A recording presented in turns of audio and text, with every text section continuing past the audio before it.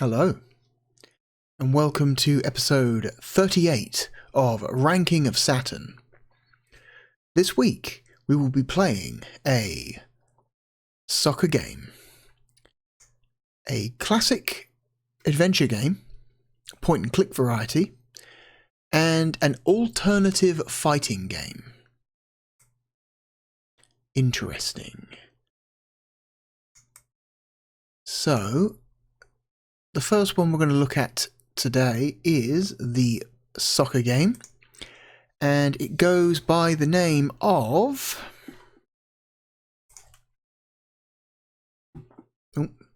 the colour key is absolutely murdering the box art for this game, but yeah, it looks like that up there. Sega Worldwide Soccer 97. This was kind of a massive, well not massive, but big release for the system back in the day, because while EA had not abandoned the Saturn, by this point they had realised that the Saturn is very much nowhere near as popular as the PlayStation, and they are scaling back their development efforts for the platform. So while EA Sports games would continue to come out for the Saturn until the end of its life, they would be many months behind the PlayStation releases. And so, including EA Sports' very popular FIFA franchise, of which we've already played one of. Where is it? It's here somewhere. There it is. I would say FIFA 97 was one of the bigger EA releases of the year it came out. It was a system seller, especially here in the UK. People take their football very seriously, especially FIFA fans. And while it would come out on the PlayStation and PC in the last quarter of 1996, the Saturn version of FIFA 97 would not ship in Europe until, it's April? I think it's April 97, which is very late for a FIFA game. And so, yeah, that was a problem in Sega's eyes. I don't know if this is the case for like Madden in the States, but in the UK, FIFA, whatever system has the best version of FIFA is tends to be the system that sells quite well. It is a system seller. So you end up with a situation where FIFA 97 is not going to come out for 5 to 6 months after the PlayStation version. Sega has to act.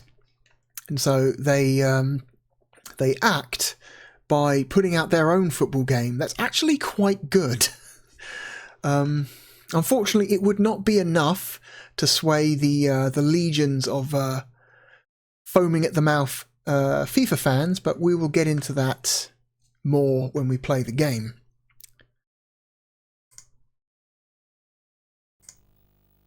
There we go.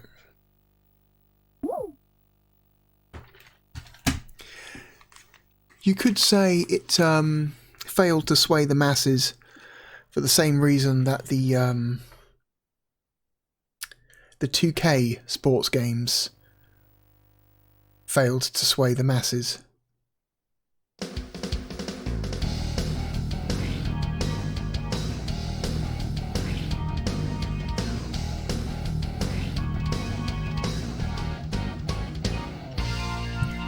Oh, that face.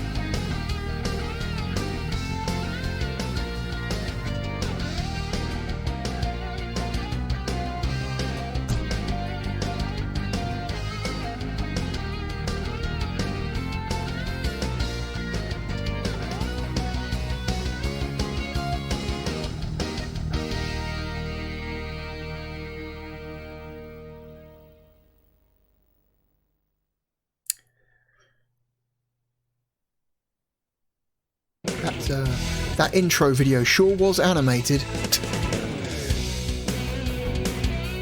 That's a pretty good title screen. I'd say we're off to a good start. So I want to say this, Please select a mode.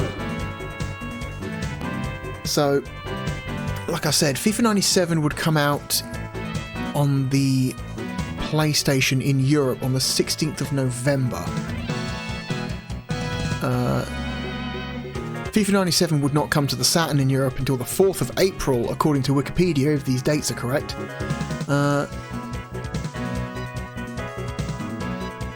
So Sega, I guess to send a shot across the bow of EA for being, you know, not a great partner, released this game in October 1996, a month before FIFA.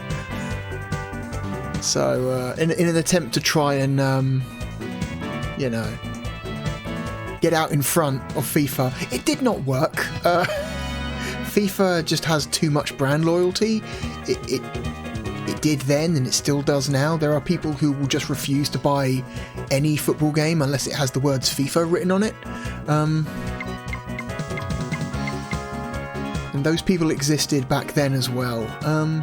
Which is a shame, because this game is quite good. At least from like a presentational perspective. Option. I think that's a great transition. Let's see, where do we go? Normal. Let's just stick with normal for now. 3-minute half. I love that it defaults to 3 minutes. Like, this game doesn't even let you do a full 90-minute game. Like, this game's like, no man, the longest we're going to allow a match to go on for is 30 minutes, even though in real life matches are an hour and a half. Like, no man, a half is only 15 minutes, screw you. Maximum. I like that. Lets you understand exactly what kind of, you know, how Sega of Japan specifically, because this game was developed by Sega of Japan as opposed to the baseball, hockey and basketball games we've seen, which were developed by American dev teams. This is J Sega at their best right here.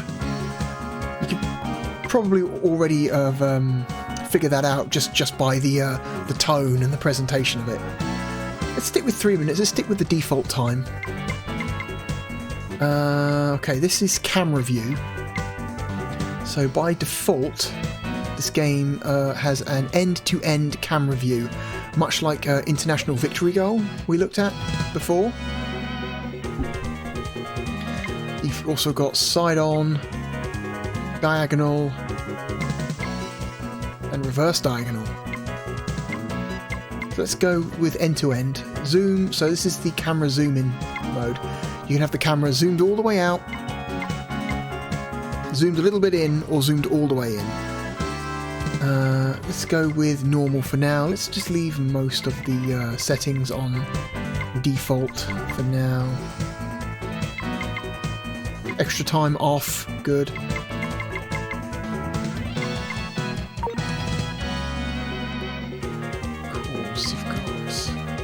Player edits, you can change the names of players in all the teams if you want to, because hint hint, this game has no form of official licensing. This game is not officially licensed by the Football Association. It is not. It does not have real player names, and so as a result, it's for the same reason that Madden absolutely fucking crushed. Was it 2K's American football games? FIFA would absolutely crush this one. Let's go with exhibition. Hey man, sports nerds, they really want their real player names, man. It's very important to them. They demand their real player names. No, customizing the names of teams doesn't count. They have to be in there from the start, damn it. Such a funny thing. Someone like me who doesn't really care all that much about sports games, I don't give a shit whether or not a sports game has got real player names or not. I just want the game to be like fast-paced and arcadey and fun, not dreary and overcomplicated and boring like so many sports games are. So choosing teams. It's international teams only. There are no clubs. And for some reason, the team selection screen has been divided into Africa, Asia, Oceania, North America, South America, and 4 separate groups of Europe. I think I know why. I think because this game was originally so this game is derived. So this game is came out in Japan as Victory Goal International Edition. So this is a Victory Goal game. It's a shame that Sega decided to drop the Victory Goal name because outside of Japan, because I don't know. I think it's a fun, interesting name, Victory Goal. You know, it's kind of silly. It's got some of that like very rough Japanese to English translation like quality about it, which is probably the reason why they actually stopped doing it. But kind of everything, I guess. And then Victory Goal International in Japan was just a reskinned. Well, not reskinned, but like a content swap of Victory Goal 96. Victory Goal 96 had all like Japanese like regional teams, and so they just swapped those out for international teams. And I'm thinking the reason why this menu is the way it is because in the original game, that is Victory Goal 96. Each of these categories was a separate chunk of Japan, and they had formatted this menu so you select like a chunk of Japan, and then each chunk of Japan has 6 major teams, right? And so that's how they formatted their team selection menu. But when they content swapped this game for the international version, they realized, oh shit, Europe's got a lot of countries, god damn, oh no, what do we do? We can't change the size of the box. What do we do? And I guess their solution was, let's just add multiple separate Europes, just so we can fit all the goddamn major teams in there. At least that's my theory. Let's actually pick a team. Get on with it, shall we? Let's go, I don't know, let's go with Mexico.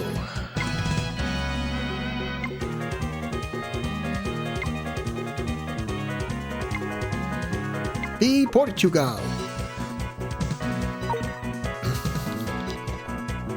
Why not?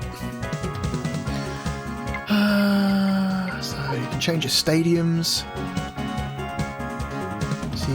So you got Secundo Stadium, Terzo Stadium, and Primo Stadium. I love these little like 3D models. They're very charming. Also, I find the naming of the stadiums very funny, because I'm pretty sure, I'm not 100% certain, but I think... God, hang on, let me double check this. Let me double check this.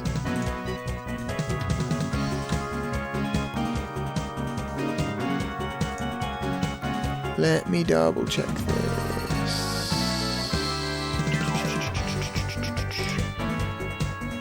Yeah.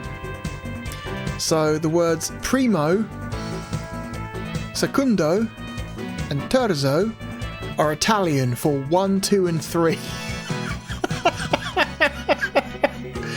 Which technically makes these stadiums Stadium 1, Stadium 2, and Stadium 3.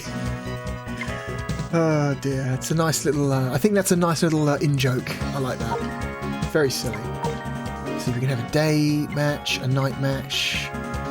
Good weather, rainy weather. Let's go with day and fine for now. Today's game is Mexico versus Portugal. I love these very robotic sounding voice samples. They're very very charming to me. I love a very awkward voice sample mishmash in an attempt to try and, you know, the way that some older games used to like take completely separate voice samples and stick them together to try and like make up a sentence, but it sounds super unnatural. I love it. It's so funny.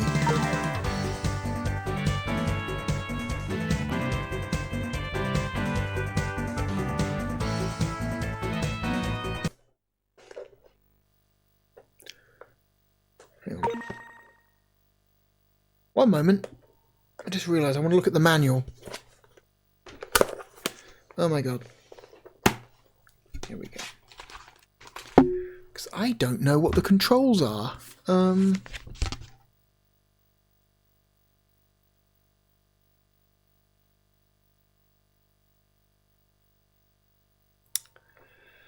Okay, here we go. D-pad moves player. Start button pauses game. A button makes player shoot. If in possession of the ball, makes player perform a sliding tackle if on defense. The B button makes the player pass the ball if in possession of the ball. Makes the player perform a shoulder charge if not in possession of the ball. And that's it. There's no C button. It's a... Oh no, hang on. Yes, there is. There's a... Why would they not have it on the same page? What? Okay, C is lob. Okay, so A is shoot, B is pass, C is lob. The R shoulder button changes your selected player. Cool. Alright. Nice and simple. Simple controls. Okay, we can change our team layout and tactics. Offensive, counter-attack, defensive, right side up, left side up, centre up. Let's go with offensive. Our team is very offensive. Change the formation. What are we going to do? Standard 4-4-2. Very standard 4-4-2. A 3-5-2. I like the sound of that. 3-5-2 sounds good. Defense type, line defense or a sweeper? Sweeper. I barely understand what any of this means. I'm just kind of going with it. I'm just kind of going with what sounds good. Do you want to change out any players? No. Okay, we're good.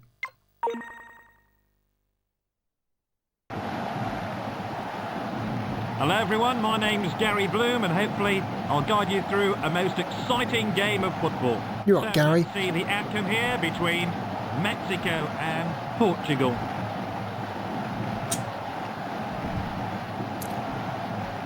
I think this, aesthetically, this game is quite pleasant to look at. Much in the same way that International Victory Goal was. International Victory Goal, on like a technical level, was not a looker, but aesthetically stunning. Oh, flip a coin.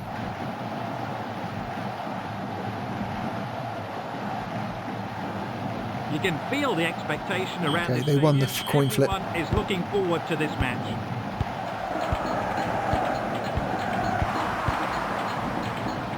Whoop. Oh god, He's taking them all on. does this game do the thing where it switches player automatically This looks dangerous. before the player even the targeted player even has the ball, which I'm not a fan of.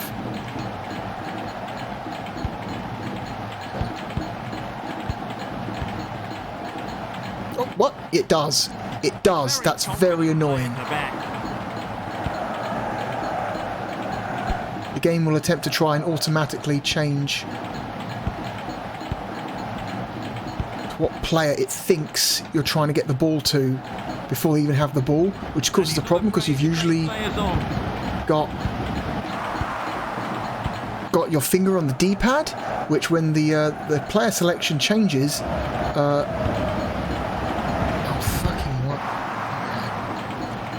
when the game automatically changes player selection, you don't know when it's going to do it, and your finger's already on the D-pad, and so you end up kind of fucking up the pass because suddenly the player that is meant to receive the ball suddenly runs away from the ball because your finger's still on the D-pad, and it's very annoying. Space here on the right. And he's looking to hoist one in from there. Take it.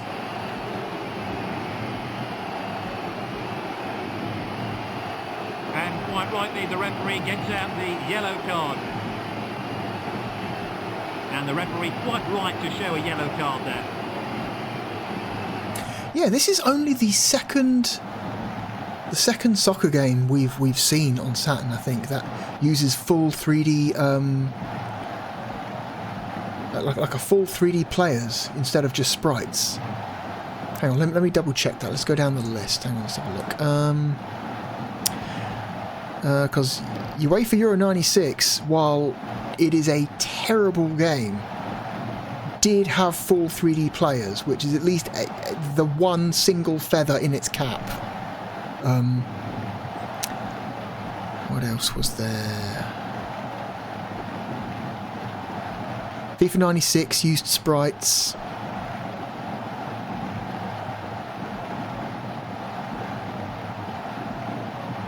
Striker 96 used sprites, and International Victory Goal used sprites. So yeah. So it's doing the thing that Euro 96 did, but I think it's doing it a lot better. It's a much nicer looking game.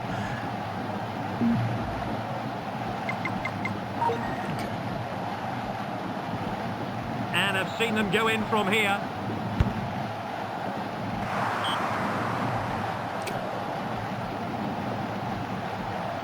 Goalkeeper tells his team to push on. And he's looking to hoist one in from there.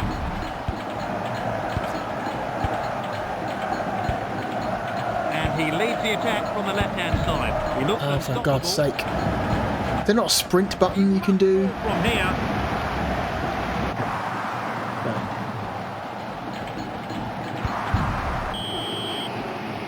Man, you can't do shit. Our crazy challenge, yes. A yellow What's the card. point of having a tackle if you can't use it? Oh, the challenge looks even worse in slow motion.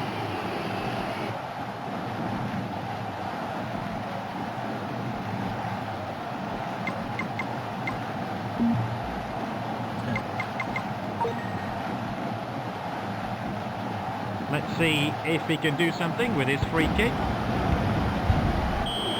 And that's not allowed. Oh my god. Then why give it a button?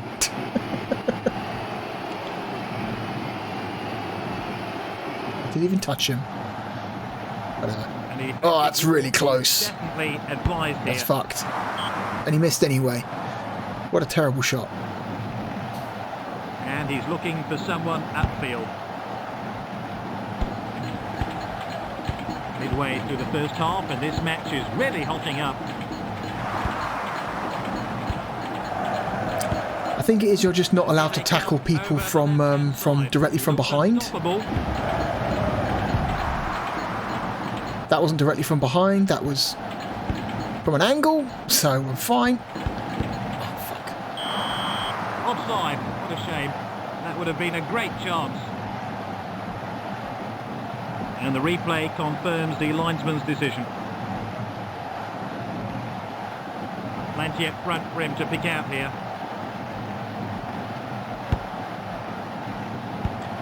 Oh my god, why did none of you grab it? Space here on the right. He must shoot from here.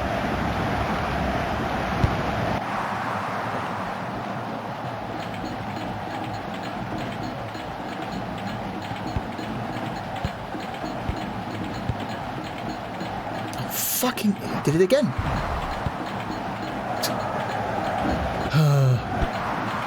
Wait, no. Pick it up, you idiot.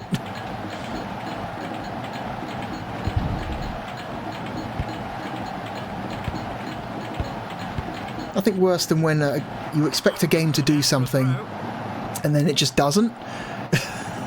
Well, he's got to be careful with this throw. Yeah, throw it to the guy who's right there. Not too long to half-time now. The interval's not too far away. He's taking them all on. Space here on the right. Driven high, accurately and powerfully.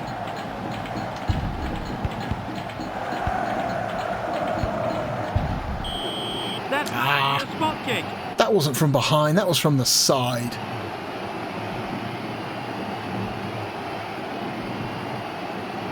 That was from the side, not from behind. Plenty up front for him to pick out here.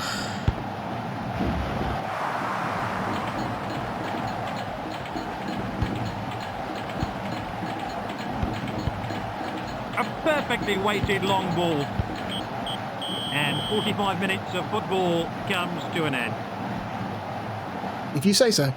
Pretty sure that was just 3. Alright, let's change some stuff. I don't know. We're having trouble defending. Let's go back to a 4-4-2.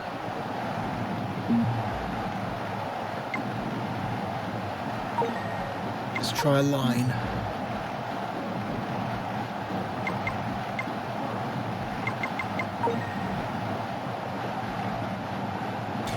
Visually, I think this game is very, very colourful. That was coming alive before half-time. Let's hope this half is played in the same way. Oh god. Oh no, we're playing the wrong direction. Oh no. This is the problem with the end-to-end camera.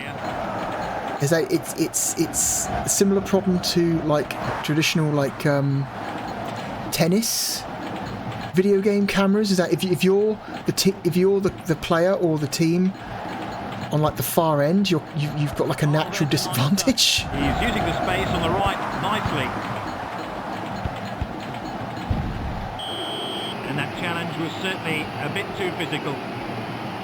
Oh, red card, give it to me.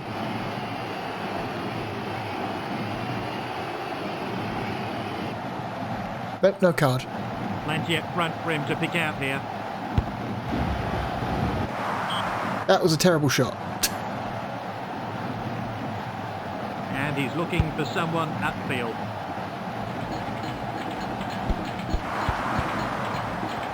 Again! He did it again. Look at his control.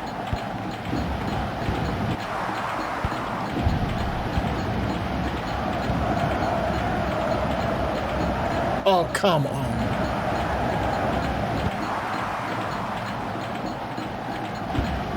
And he's looking to hoist one in. This looks dangerous. And nearly 1 hour of the match now. What the fuck? The ball. This game also suffers from the problem that a lot of sports games have, where your teammates are fucking useless. They don't actually do anything. The game completely relies on you taking control of every player and doing everything. Whereas I feel like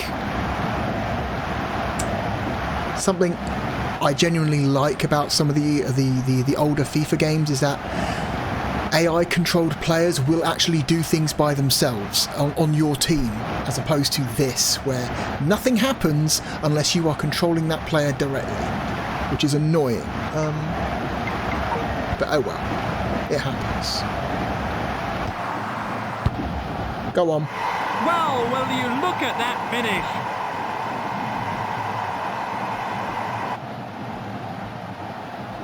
Well, I hope the replay can tell us more here. And let's take a look at that from another angle. Keep going.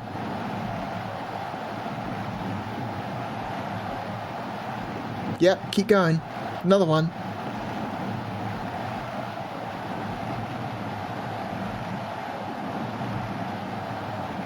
Mexico restart the match. I'm going to change the camera angle because this sucks. Let's go with side on.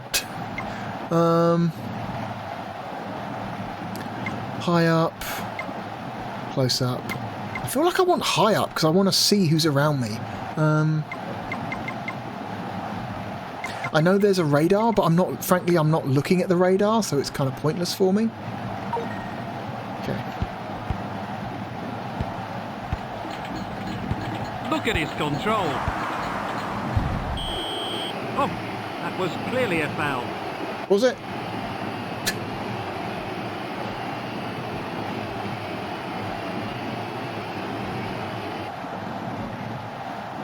Plenty at front for him to pick out here.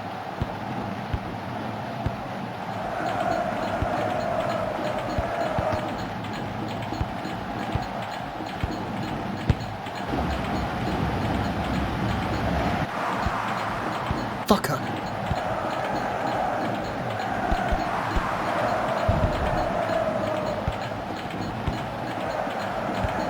Now, will he go all the way on? And that's not in the rules. I'm going to turn fouls off because it's really annoying. He'll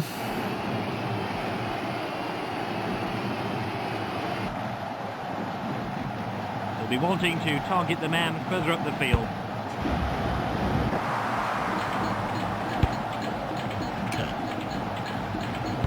So, midway through the second half now. Yes, he's trying to make the run through the middle. Again, it happened again. Game automatically changed to a player. Out it goes. I wasn't currently controlling, and so me keeping my thumb on the D-pad meant he was not where the ball needed him to be when the ball got there. And off he goes. And here they come over the left-hand side. And he leads the attack from the left-hand side. Mexico, unable to keep the ball alive.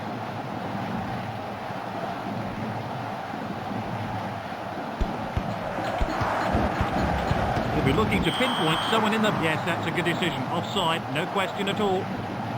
Okay. It was very well spotted by the linesman.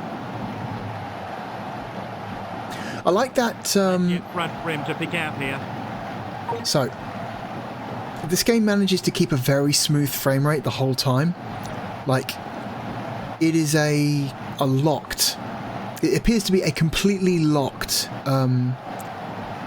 frame rate, which is impressive for how many fully rendered 3D players are on the field. Which gives me... I am suspicious. I am thinking that in camera angles like this, the players at the very back, I think this game makes use of very aggressive, like a very aggressive level of detail system, or LOD. You know what a LOD system is. So as a camera gets further away from an in-game asset, the quality of that in-game asset decreases to help ease the burden on performance. I think what this game is doing is when players are a certain distance away from the camera, they change into a sprite.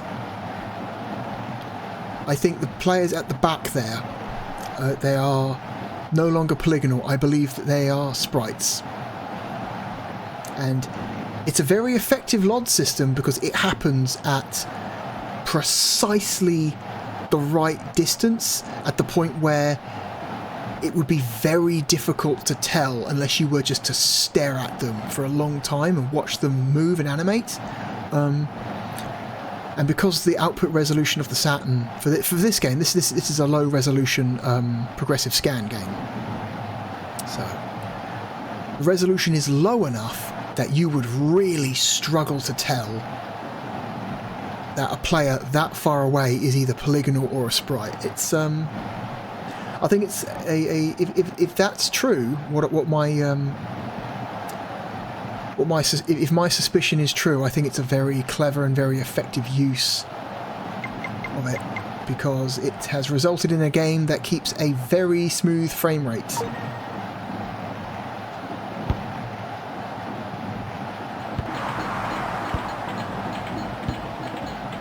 Dispossessed. They could be punished on the count. He does have room for a shot. Oh, just over. And he's looking for someone upfield. A perfectly weighted long ball. Oh, damn it. Now, will he go all the way on his own? Go on, do it. Give me a red, And you he shit. won't be playing any further part in this game either. I thought he already had a yellow. And the referee quite right to show a yellow card there.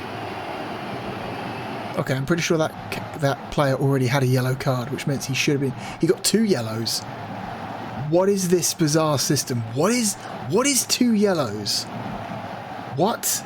That's not how that works. You get a yellow, and if you get in trouble again, you get a red and you get sent off. What is this bullshit 2 yellows system? Is that a holdover from Victory Goal 96? Does the Japanese Soccer League have a 2 yellow system? Is that why that exists? And they forgot to change it for the European release? Will be wanting to target the man further up the field. Too far away.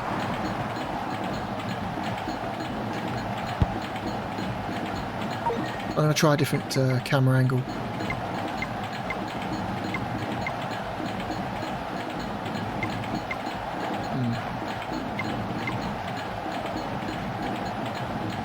Try this one. Come on. He's cutting a path right down the middle now. Get fucked. Only a couple of minutes now until the final whistle.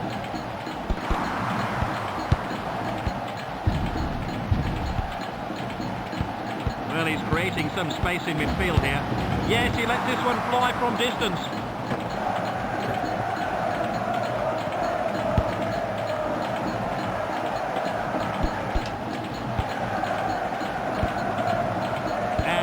Goes. No, don't. Oh my god. I tried to take control of a specific character. Oh, incredible. And then the game switched me back. That's so annoying. I hate automatic player switching. The only time a football game should automatically switch player control to another player is if that player takes control of the ball. That's the only time I will ever accept automatic player switching.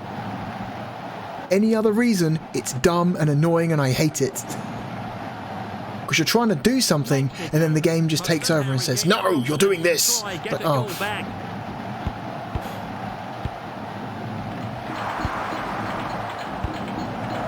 Oh, great. I want to take control of a... He's taking them all on. Yes, ball there we go. Straight through the middle. Can I turn off fouls in the middle of a game?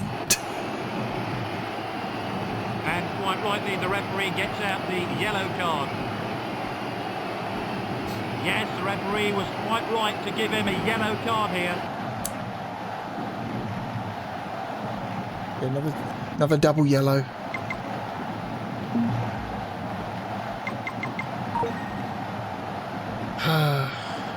Now this calls for some pretty special defending.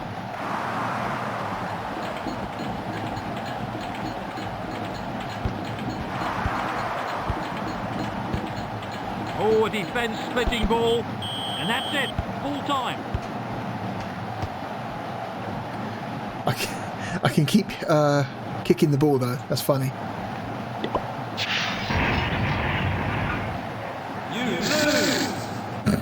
What was that? What was this fucking, like, And what a memorable game we've had. Both teams... bowling alley tier of, like, animation. What was that? I expect to see something like that if I don't know, get a ball in a gutter at the local bowling alley or something. Oh dear. Japanese developed sports games sold in the Western market are pretty special in this time period. They are so strange and different and unusual compared to Western developed sports games. I kind of have a soft spot for them just because of how different they are. Portugal win. Player facts. Okay, it's just stats. Okay. I thought you were going to give me like some actual stats, you know. No, I mean some actual facts or something, like, you know. Oh, this player did this. This player did this.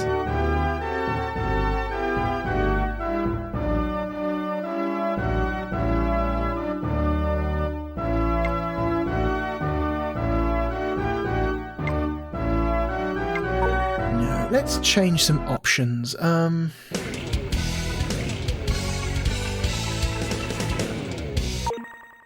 Change some options. Are we really at 40 minutes already? Jesus Christ. Please select a mode. Options. Let's turn down the difficulty. Let's turn off fouls. Let's turn off offside. Let's turn off cards. Let's turn off injuries. Alexa, stop.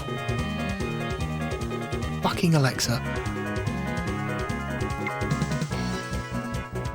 I'm going to unplug that thing. I don't use it. I'm just going to unplug it. Lost time off. Shootout on. Fine. Let's make the game like fun.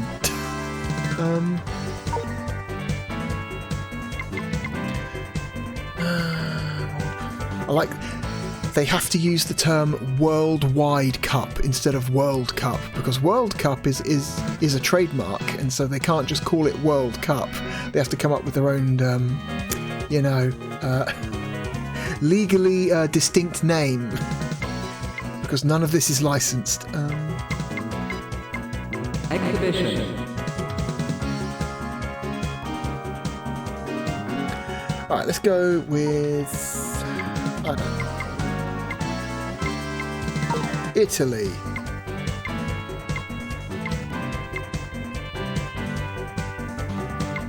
Versus Japan. Fuck it. We're going to go with Stadium 2. It's a night game and it's going to be rainy because I want to see what the rain looks like.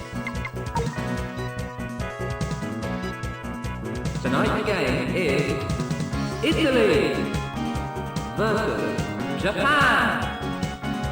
Italy versus Japan. I love it. Great. I love it. It's so corny.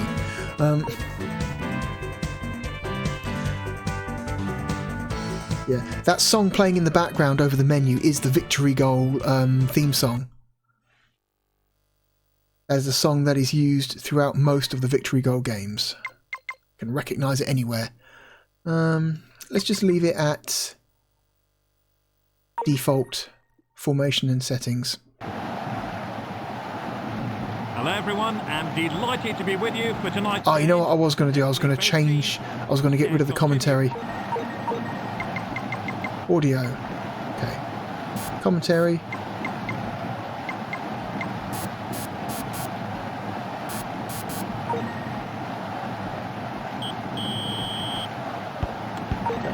Can I change it now?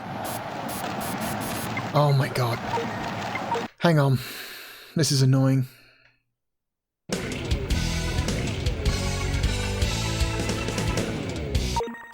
If you can't change it, why even have an option for it on the menu? Like... Please select a mode. Options.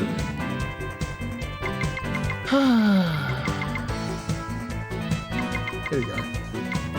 BGM 1, BGM 2, BGM 3, 4, 5. Let's go with 1. I wish the game would let you listen to what the music is before you pick it, but I guess we'll just have to hope it's good, I guess.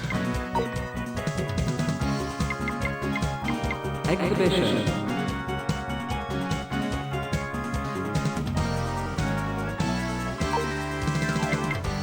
Do the same thing we did before.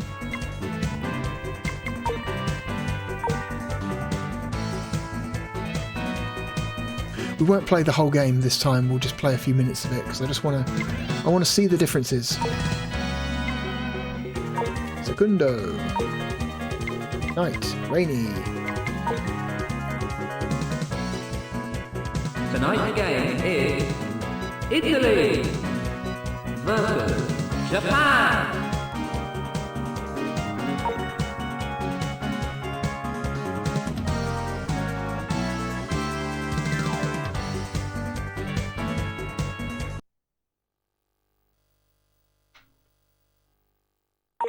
Okay.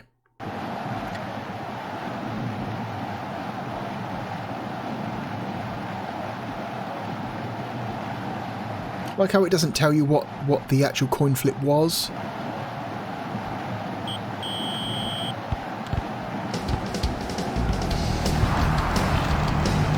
Yeah, now this game's a lot more fun.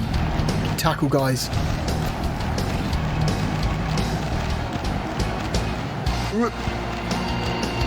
Tackle guys without the referee getting in the way.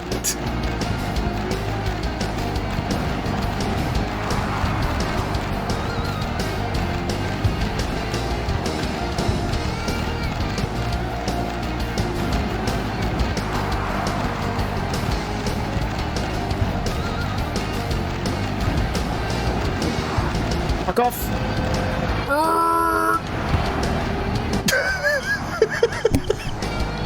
Uh-oh. My headphones came out. There we go. Headphones plugged back in.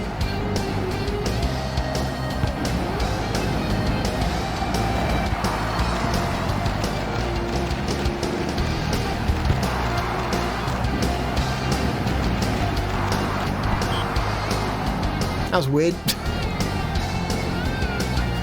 Do that again.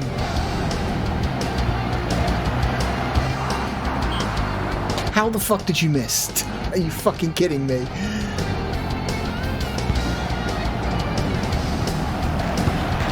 Fuck you! That's insane! This game is rigged.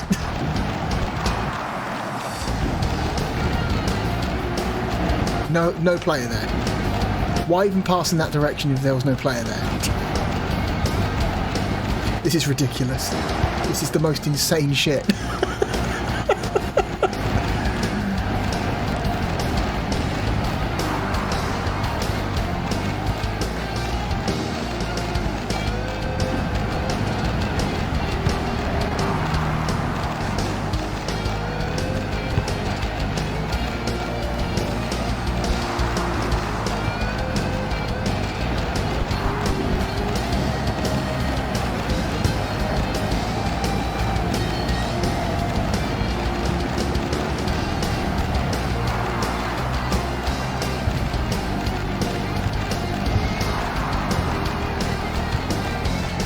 If I keep tackling them, eventually there won't be any more players nearby to pick the ball up.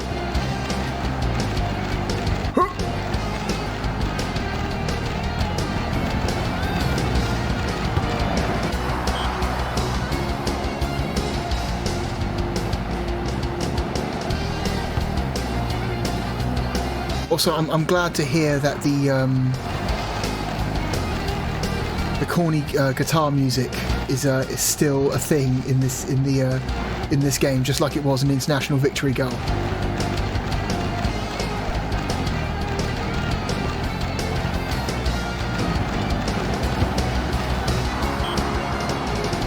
Why do you keep shooting over? I'm not holding the button down when I shoot, I am just tapping it, so I wonder what the deal with that is.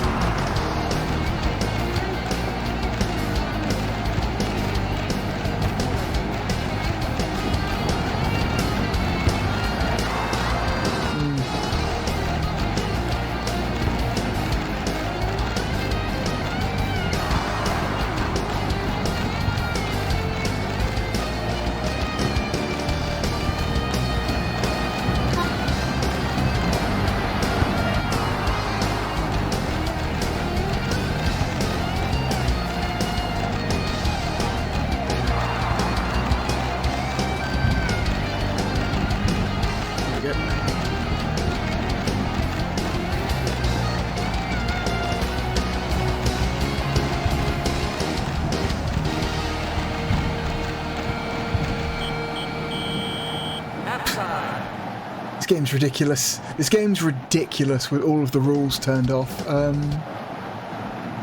But it is a lot more fun. Oh no, now we've got the shitty camera angle. Oh no. Okay. Can we change background music now? That's weird. So we can change to music if music is already selected, but if we've selected commentary, the game doesn't let you select music. That's very strange.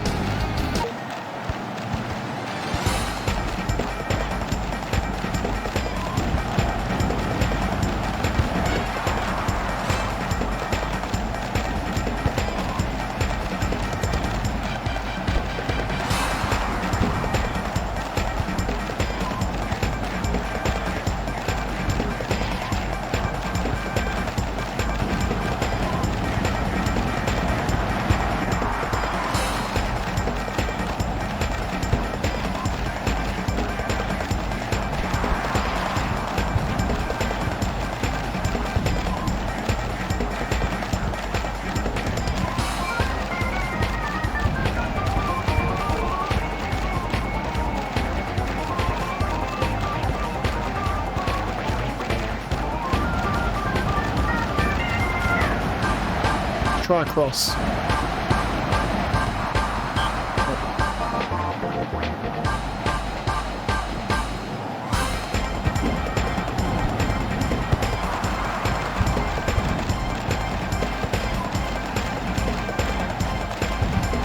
This is chaos.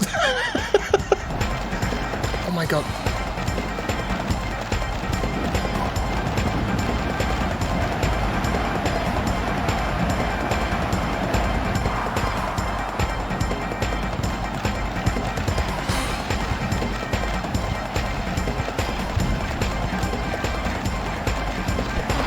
We lost vertical sync again. That fucking capture device is choking. Again, me trying to change like player selection and then the game overriding it and changing me to somebody else that I wasn't trying to be. Very annoying.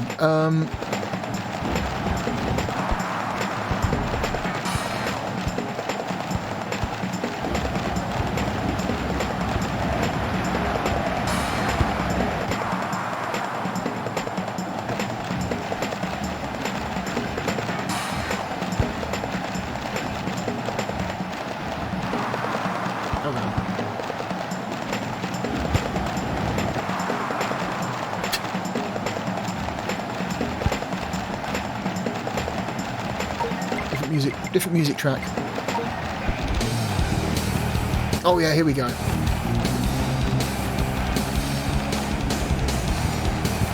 Some of these music tracks might be recycled from International Victory Go, I don't know.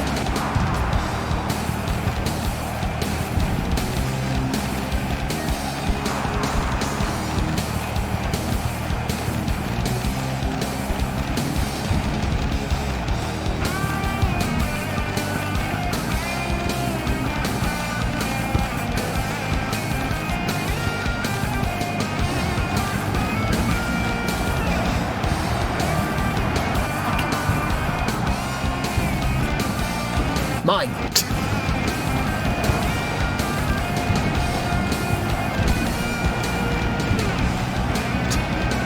Yeah, this game is way more fun with fouls turned off. Way more fun with fouls turned off.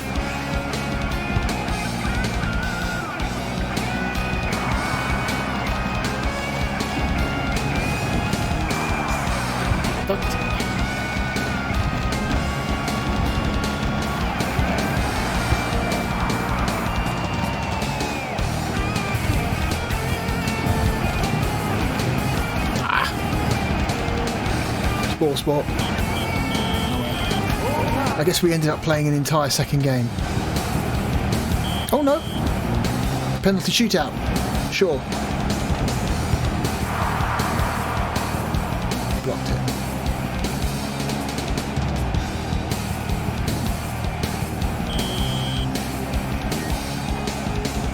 I'm gonna guess left.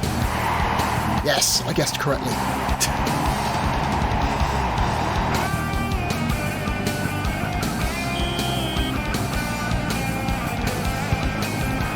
Haha, fuck you, I win.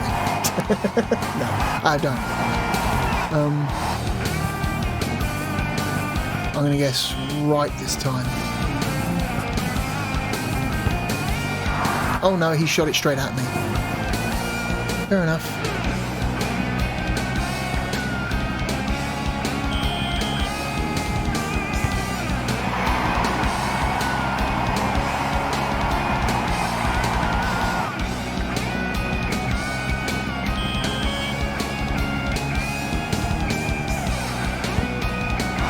No.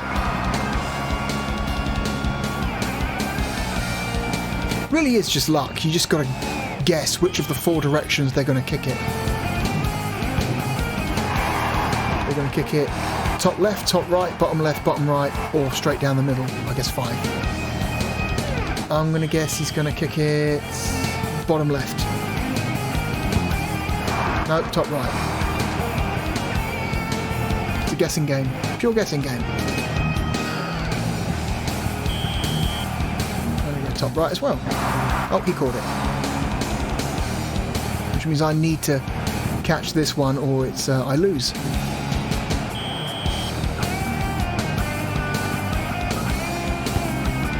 Oh, I lose.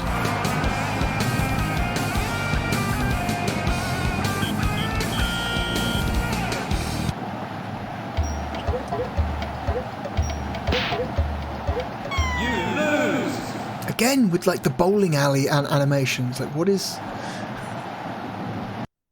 This game's so strange. It's so strange. Japan win! It's so strange, but I'm kind of into its sense of style in a strange way. It's so bizarre. It's totally easy to understand why the mainstream... Why, like, you know, the mainstream FIFA fan would absolutely, like, not want to play something like this. But, you know, they tried.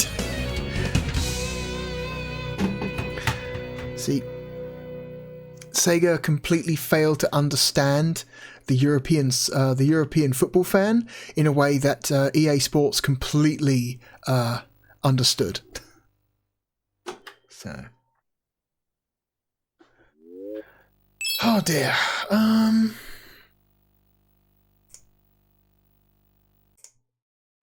Where are we going to put Sega Worldwide Soccer 97?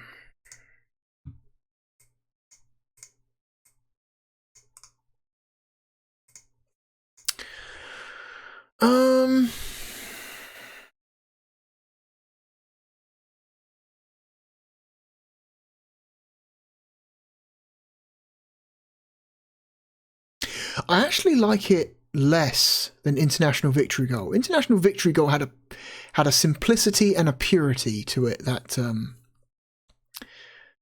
this game seems to have lost a little bit in its attempt to try and be more graphically up to date. I don't know. It's lost some of the charm. There's still plenty of charm there, but it's a little bit. I find it a little bit less charming than International Victory Goal.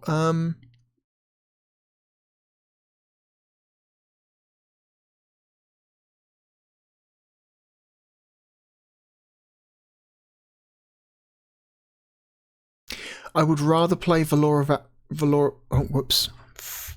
I hate it. Why does... Okay.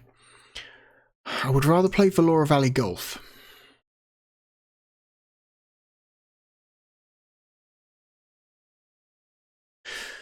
But I would not rather play Virtua Fighter 1, so it's going here. That was relatively quick and painless, that one. Yeah. Sega Worldwide Soccer 97. Is our new number 38. It is not as good as Valora Valley Golf, but is better than Virtua Fighter 1.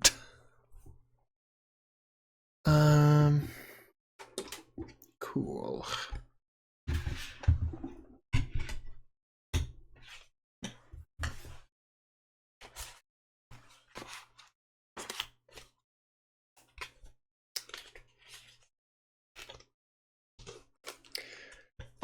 It's a rather thick manual. It's kind of difficult to fit inside the case. There we go. Okay, next game. I said that this was a traditional point-and-click adventure game. And it's a pretty okay one by my book. The next game we're going to play is from Crystal Dynamics, Blazing Dragons.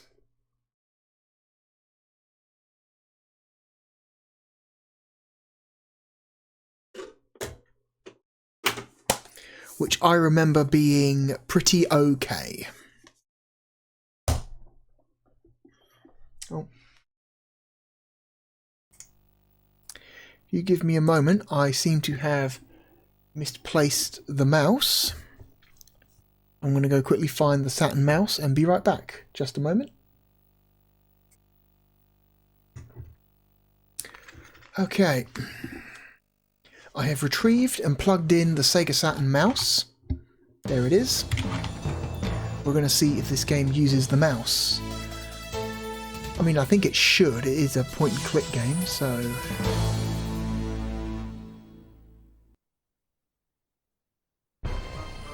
Okay, yeah. Published by Crystal Dynamics, but actually developed by Illusions.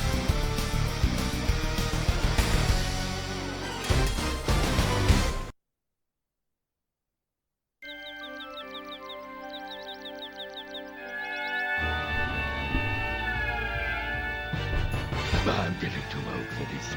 Curse those humans! They're attacking the royal mines again!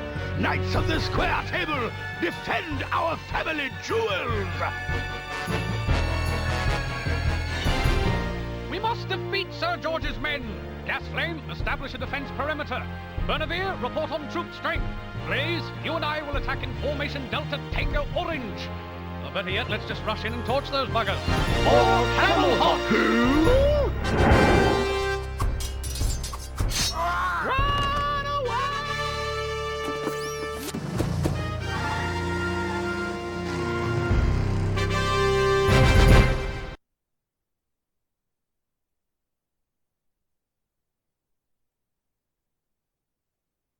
Okay.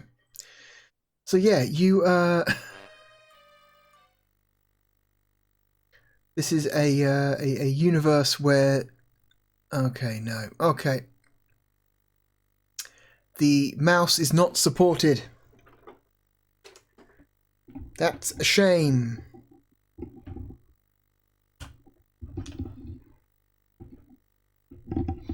It always sucks to see a game that is perfect for a specific kind of peripheral not using said peripheral. Oh well.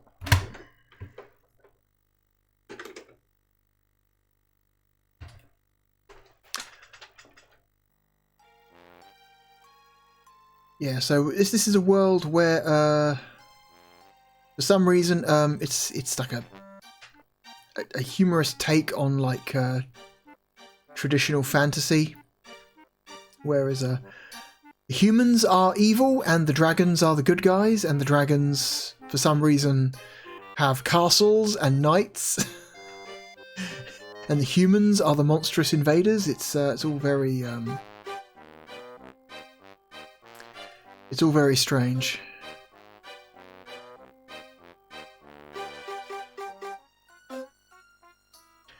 B is action.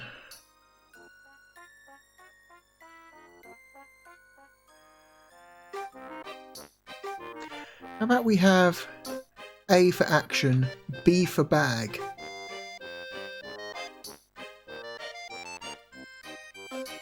Z for up and C for down. That just seems to make a lot more sense to me.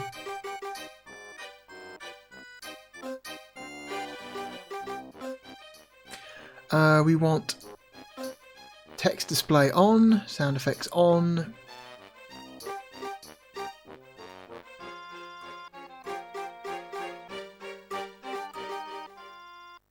Okay, so that is live volume.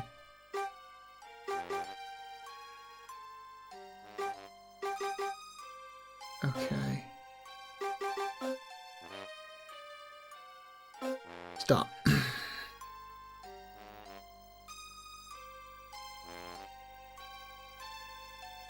Seems like a quiet game.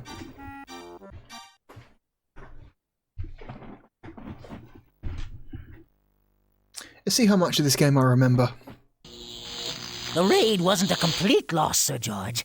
We did lose 1,000 knights, but at least we made off with this extraordinary diamond.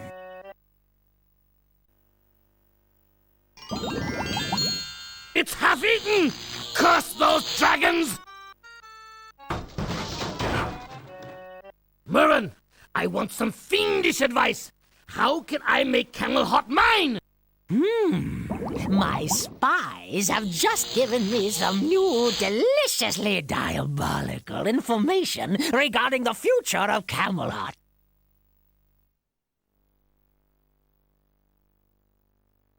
I like this loading screen. It's a pretty good loading screen.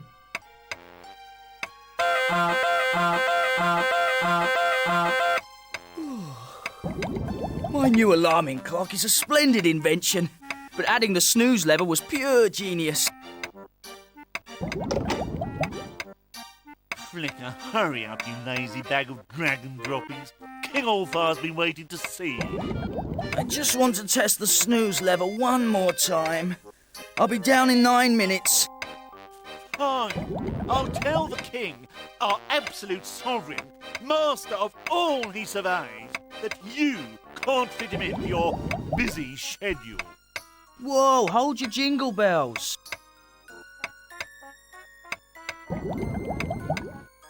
Tell the king I'm on my way.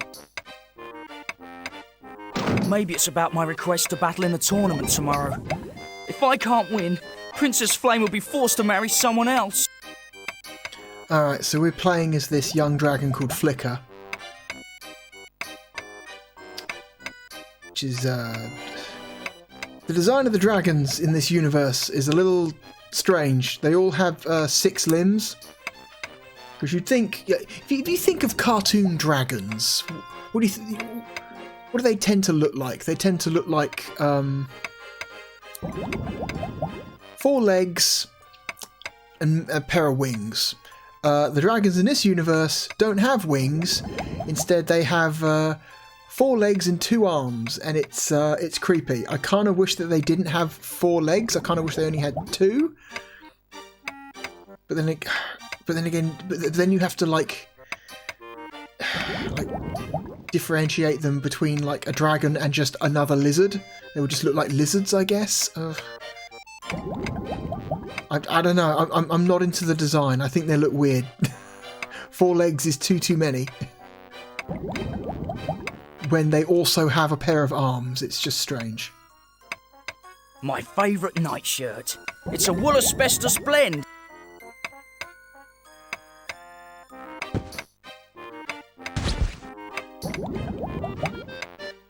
That's only for sleeping and it's nowhere near bedtime yet.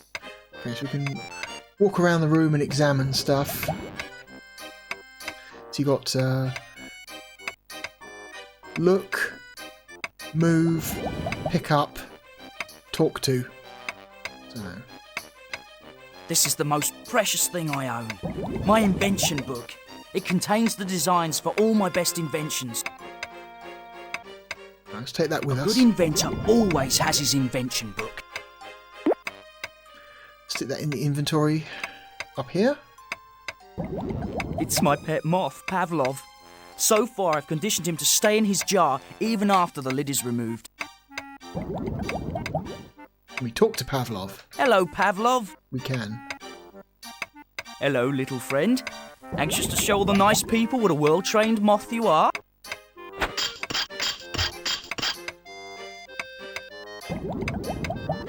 Pavlov, where are you going? You're setting a terrible example at the beginning of the game. Bad, moth, bad. Right, stick the jar in the bag. There's a picture over here. It's a photo of Princess Flame. She's the apple of my eye, the cream in my coffee, the frosting on my cupcake. Strange. Whenever I think of Flame, I get very hungry.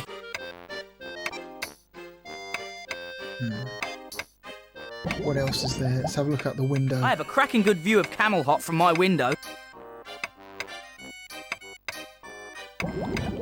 You give up easily, don't you? I'm not suicidal yet. Jesus Christ. The only drawback to my alarming clock is that I have to wake up and wind it every 10 minutes. My rubberized tail warmer, functional yet stylish. It keeps my tail toasty at night. We can in fact take this with us. Excellent. Okay. Okay, I think that's all we need. I think that's all we can get for now. Okay.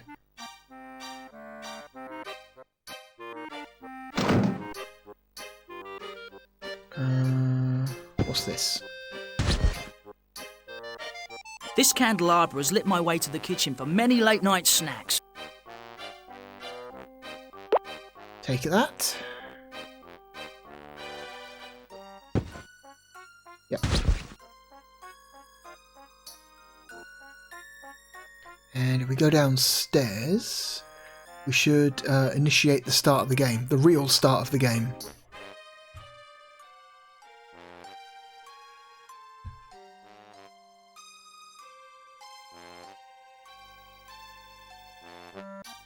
Flicker, about tomorrow's tournament, my answer is no. Jeez, I was only an hour late. The tournament is open only to Dragon Knights. You're not a knight. You're not even a squire. Knights of the square table, your attention, please.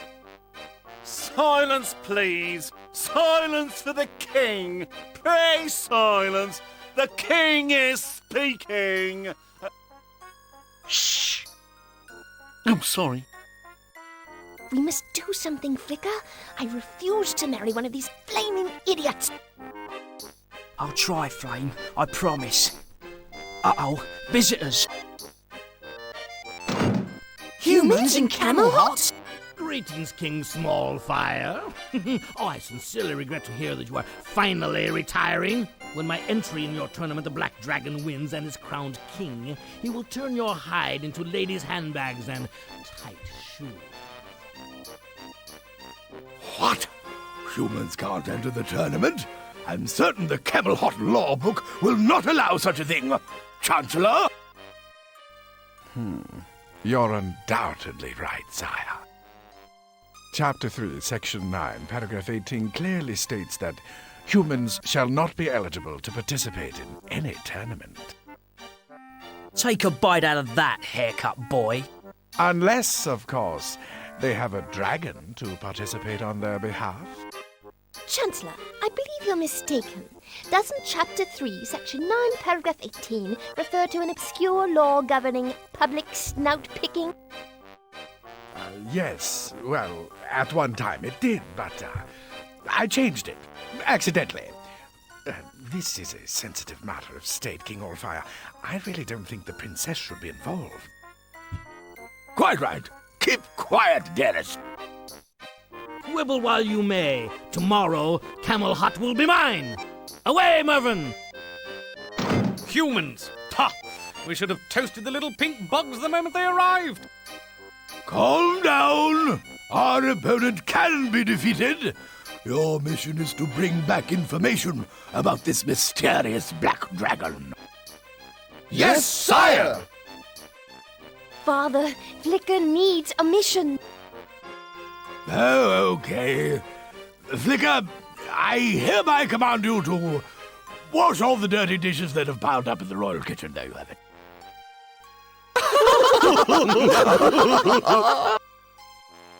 Oh, wacko. Tally-ho, chaps, we have a black dragon to quash. That's an English word, you know.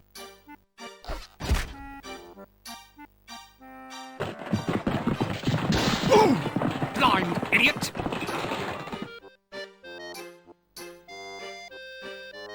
Yeah, the plot and characters of this game are quite strange. Right.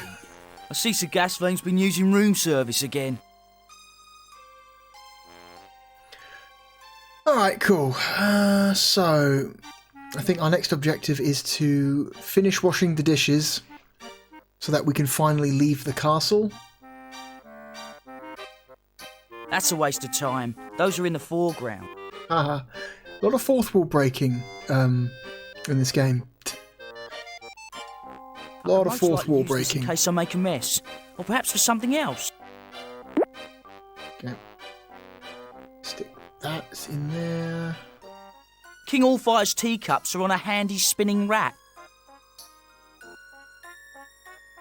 The royal tea kettles are always left on the stove in case the king wants a cup of tea to soothe his nerves. Okay. What are these? Tongs? Salad tongs?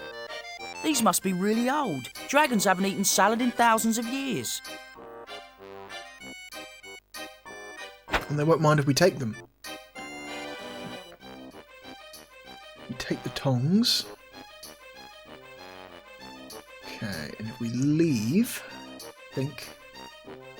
I will say, despite looking very similar in terms of visual fidelity and animation quality, this game runs a hell of a lot better than Discworld did.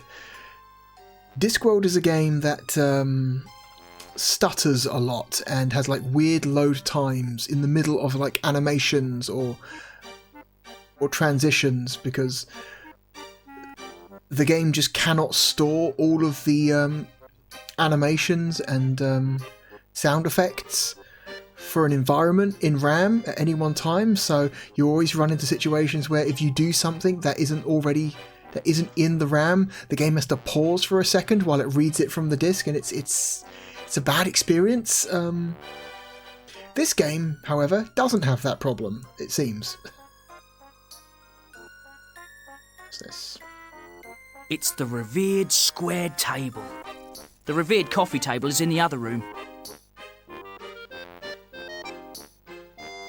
Excuse me, King Allfire.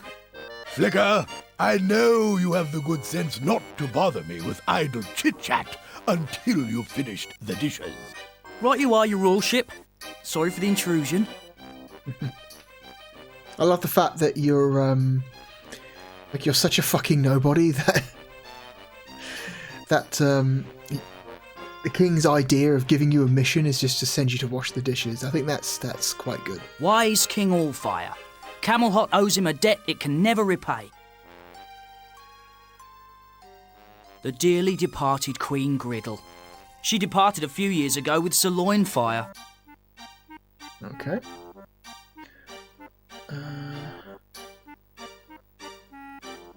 Go up here.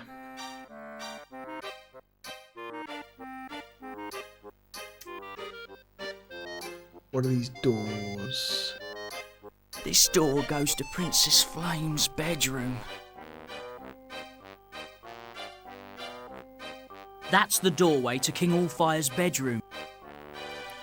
Also, I like the fact that apparently in this universe, Dragon Elvis is a thing.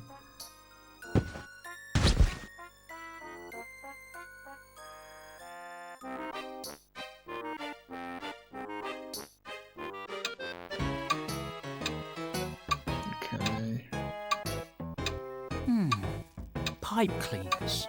The king must have been cleaning his sinuses out. Gross. I don't have sinus problems, but this pipe cleaner might come in handy. Well, we'll take a pipe cleaner. The king and queen were happily married for nearly 1,000 years, and unhappily married for more than 4,000 years. Ha. Monarch Quarterly. In this issue, they reprint King Allfire's infamous 12-hour coronation speech. Anything else in here of interest?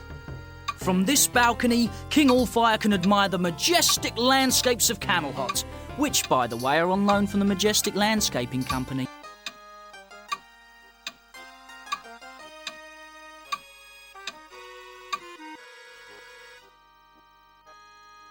Okay, I think there's something in the other bedroom we want as well.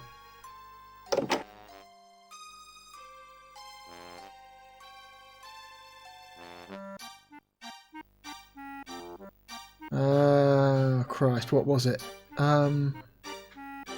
This is the bed where Princess Flame's sweet head is laid each and every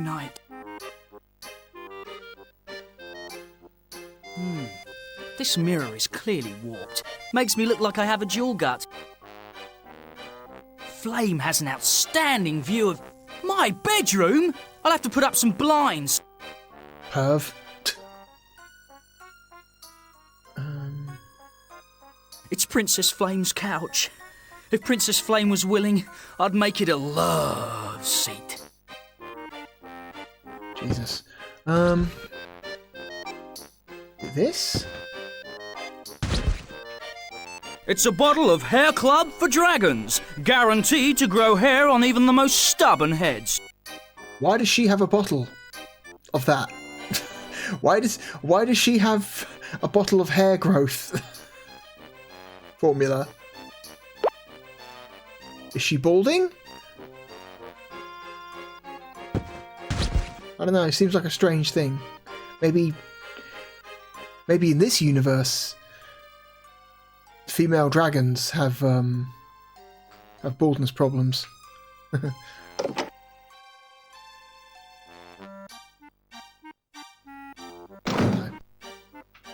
I think that's everything from this wing. Have a look down here. This is the main hallway, I think. Yeah, it is.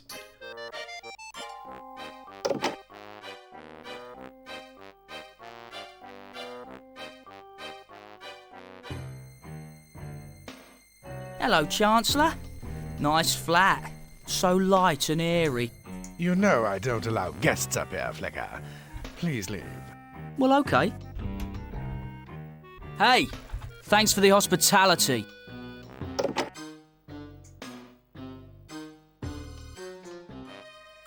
Let's see, this game also came out on the PlayStation. It appears the Saturn and PlayStation were the only platforms that this game came out on, which is strange because I'd have thought that this got at least like an MS-DOS release or an Amiga release or something, but no, this is a console exclusive, PlayStation and Saturn only. Surprising. Flicker, you are not to leave the castle until those dishes are clean as a whistle. Yes, King Allfire.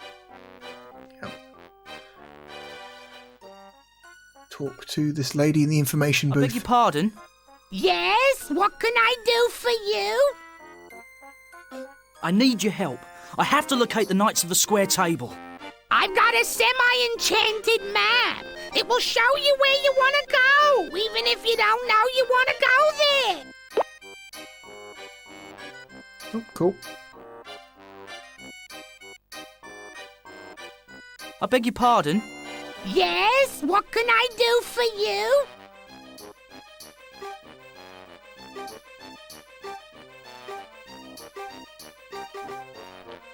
What's the easiest way to become a squire? Kiss some knight's butt, Flicker. It hurts, but it's worth it. Oh, heavens me, did I just say that?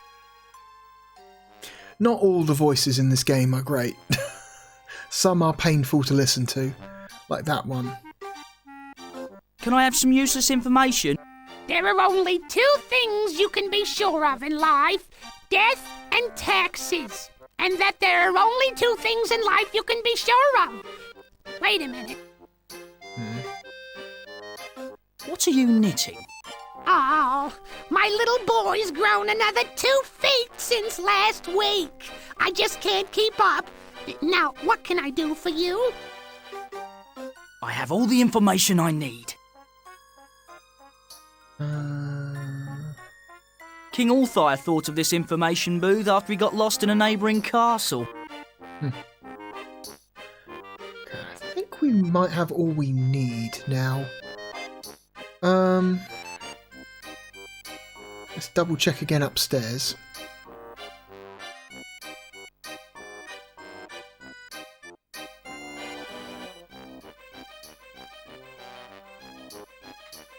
Let's check in the library.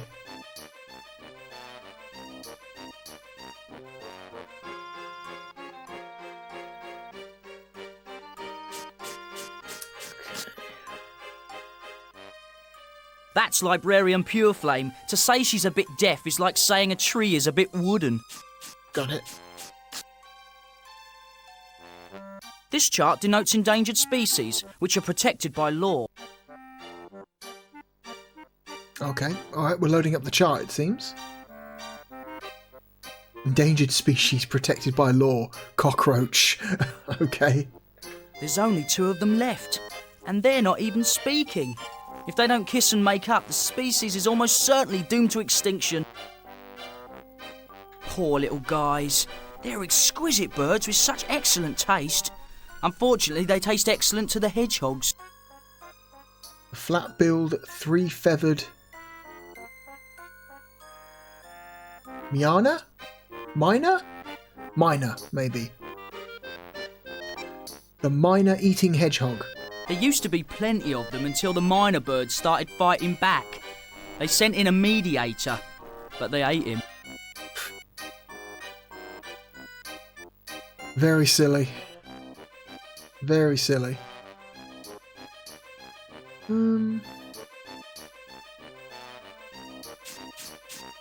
Let's talk to this woman. I beg your pardon? You want a bigger garden?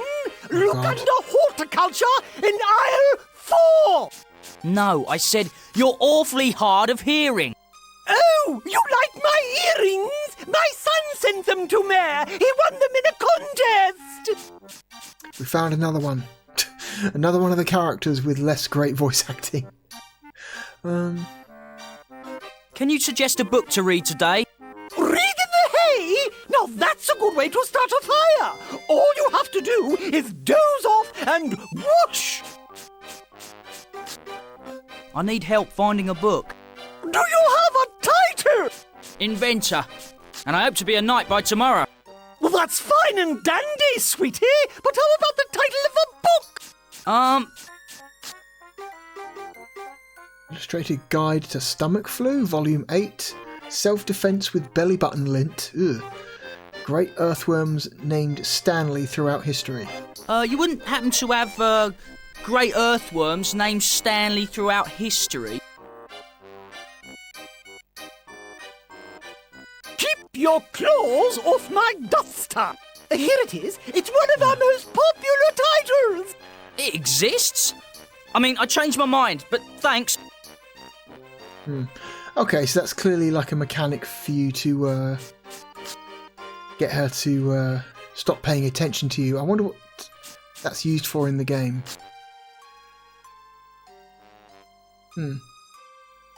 Maybe you do have to steal her duster? Okay. So I think we've got everything we need. Trying to remember how to do this now. I think you use the book. I have a complete playthrough of this on my channel, by the way. It's under just under my channel. Just search Blazing Dragons. It's all there. That was that. Actually, how old is that video? Let me bring it up and have a look. I'm concerned about how old those videos are now. Search.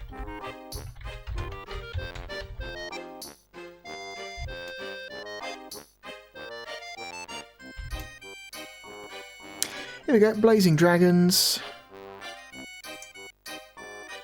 New playlist. 11 years ago. Wow, it's over a decade. I uploaded a walkthrough to this game. Holy shit. That was a long time ago. That's almost depressing. Oh, I think we've got to use the book. What was this?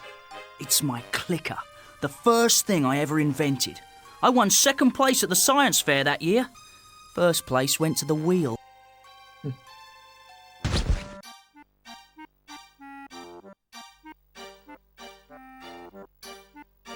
This is one of my favourite inventions. Everyone needs help scrubbing those hard-to-reach scales.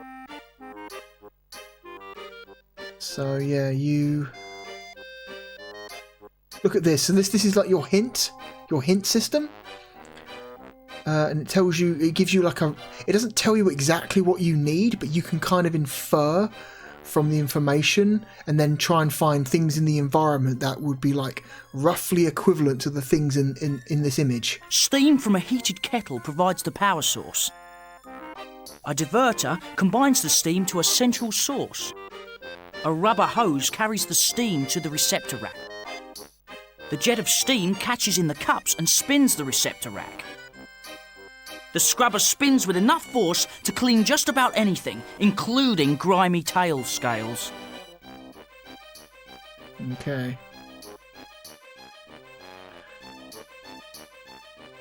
So we need to find a source of steam, like these kettles.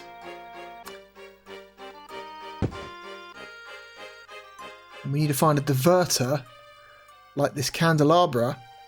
Apparently the entire middle of this candelabra is hollow. It's a perfect fit, so snug that no steam's escaping. Flicker, I've got great news. You're gonna help me with the dishes? No, if you're a knight, Daddy will have to let you compete in a tournament. To become a knight, you first need to have an existing knight take you on as a squire. And then? As a squire, you can journey into the Cave of Dilemma. Leave alive, and you're a knight. Good luck! Bye! Well, that sure simplified things. Okay, now we need a rubber hose, which... My rubberized tail warmer. Functional yet stylish. It keeps my tail toasty at night. Use this. Another perfect fit. I'm a natural at this. And then we need a brush. Luckily, we already have this mop. And we hook the mop into this carousel. Stand back, Flicker. I think you've done it again. It's working. Lo and behold, the automatic dishwasher. Now, how much would you pay for this miracle time saver? Don't answer, because I'm free to leave the castle. What's all this then? Good day, Chancellor. This is my latest invention, the automatic dishwasher. I see it's run off steam. Is it powerful? As powerful as a dozen knights. Fascinating. Perhaps later I can help you find some further uses for it.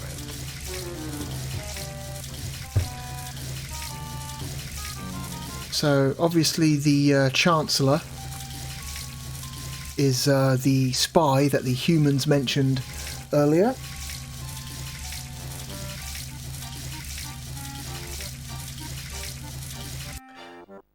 Okay. Maybe the king will let us talk to him now. Excuse me, King Allfire. Flicker, leave me. I'm thinking through a strategy for when my knights return. Okay.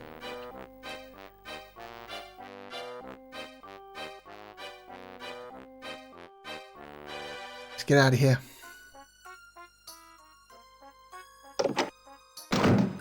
I feel like as an adventure game, this game is pretty good. It's The map really is enchanted. I can see where all four knights have gone. I think the puzzles are like relatively well thought out. They're not entirely bullshit like a lot of adventure games from this era tended to do. I think while the humour is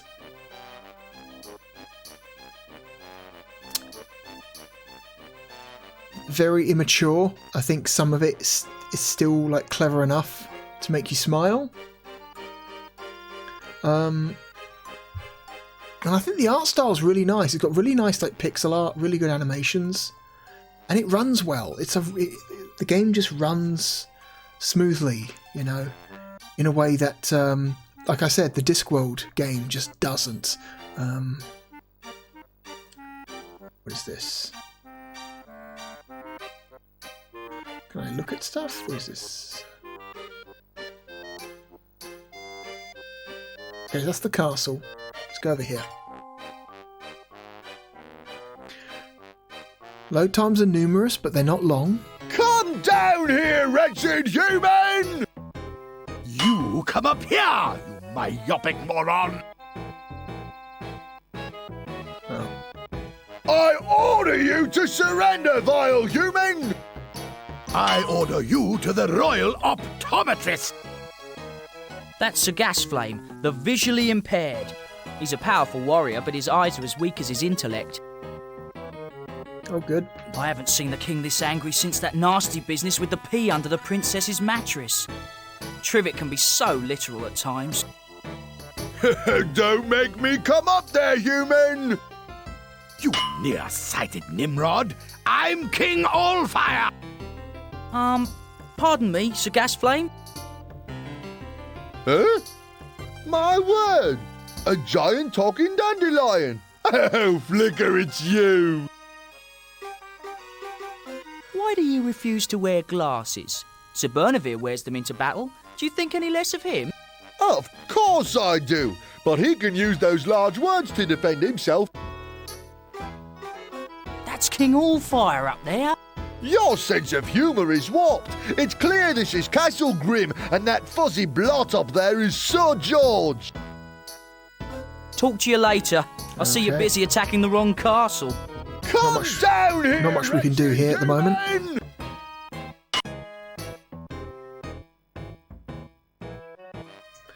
Right, let's try this one.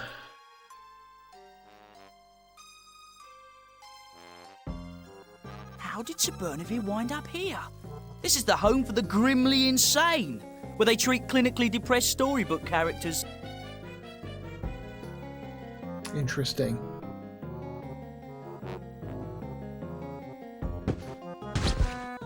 She seems like a very confused young lady.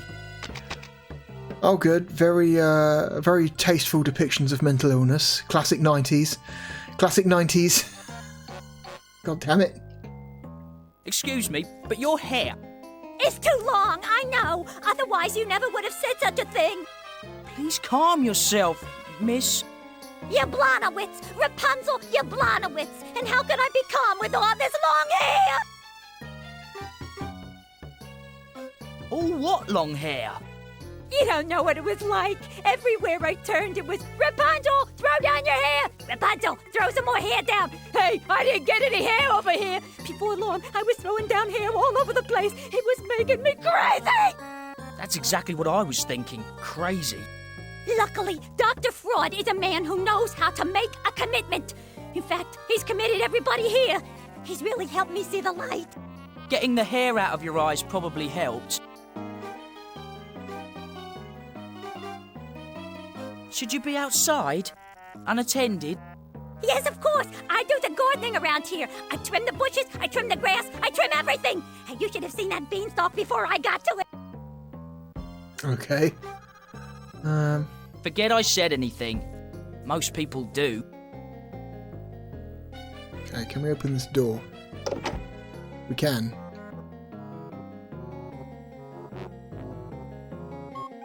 So, you think your mother is, A dragon! Oh, good sir, I don't have time for this. Ah, you have a classic case of scale envy. Now, take off that silly costume. This isn't a costume. I'm a dragon. And you, sir, are a fraud. Yes, I am Dr. Sigmund Ford, specialist in the disturbed, the confused, and the loony nut boys. What a mess! Sir Bernaby's...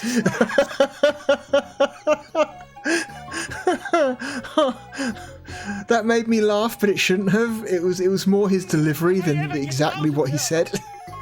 Per my contract, I must release you on December 25th. It's the sanity clause. It looks like Dr. Fraud is losing his patience. He's a bit of a nervous wreck. It looks like he could snap any minute now. I order you to release me. This...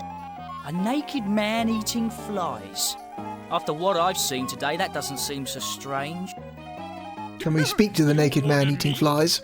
Excuse me? Yes, what can I do for you? I notice you're eating flies. Indeed I am, dear boy. They're low in fat, high in fiber, and the way they buzz on the way down gives them a little added zing. I didn't know humans enjoyed flies. Neither did I. Oh, fancy that. Humans like the same things we frogs do. Oh, so you're a frog? More or less. Huh. Aren't you cold? Nudity leads to that. I usually wrap myself in a lily pad when I catch a chill, but that's a little impractical now. If you don't mind me saying so, you look pretty human. For a frog, that is. Hard to miss, isn't it?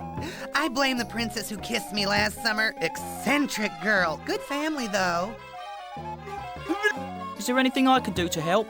If you should come across a princess in an affectionate mood, do send her my way. Puckered up, if possible, and not too much lipstick. There's a good chap. I'd be crazy to do that. Oh, damn. Sorry to bother you. I see you're eating. Huh. Psst, Sir Bernivere.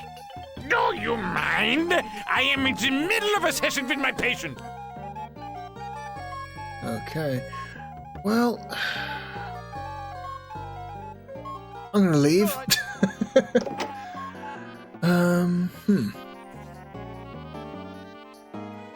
We won't play this for too much longer. Walk around a little bit. Sir Bernivere wind up here. This is the home for the grimly insane. Okay, we've already seen this. Okay, let's leave.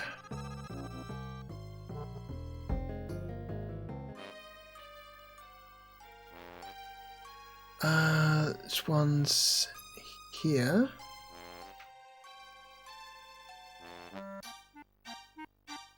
What madness is going on up here? Just look at the time. King Allfire sent me on a mission and I've been here for hours. You're such a bad boy.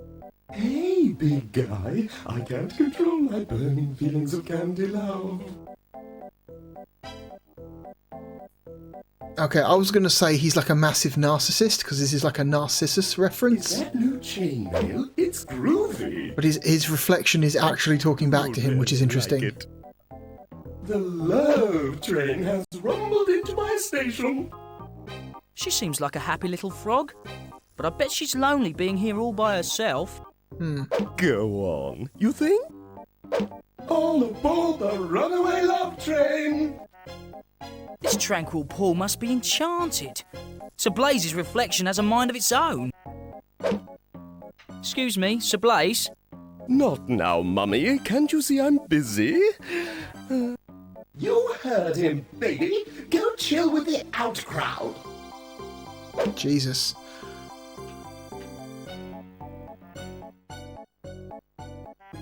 Okay, not much there to do there. Try this pond or this lake.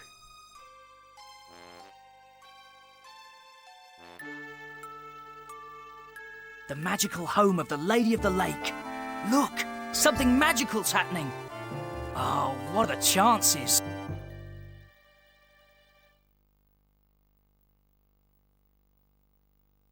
Oh, all this rubbish everywhere. What's a lady to do? I got you now, fish lady. Speedy, quick! Let me go! You brute. Oh no! That fisherman just caught the Lady of the Lake! Jesus Christ. Help me. Hey! You in the ugly suit! Leave those fish alone! I got me a mermaid, yeah-ha-ha! Hey! You in... haddock sandwiches is good bait. Jesus Christ. That's got to be an offensive stereotype to someone. From way over here, it looks like a bunch of junk. Okay.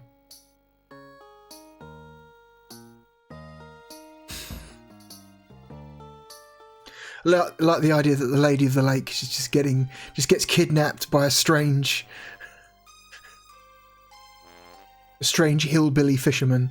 Like, what? Very strange. Okay, let's try this location. Lance, the royal mole, is ruining the streets of Camel Hot.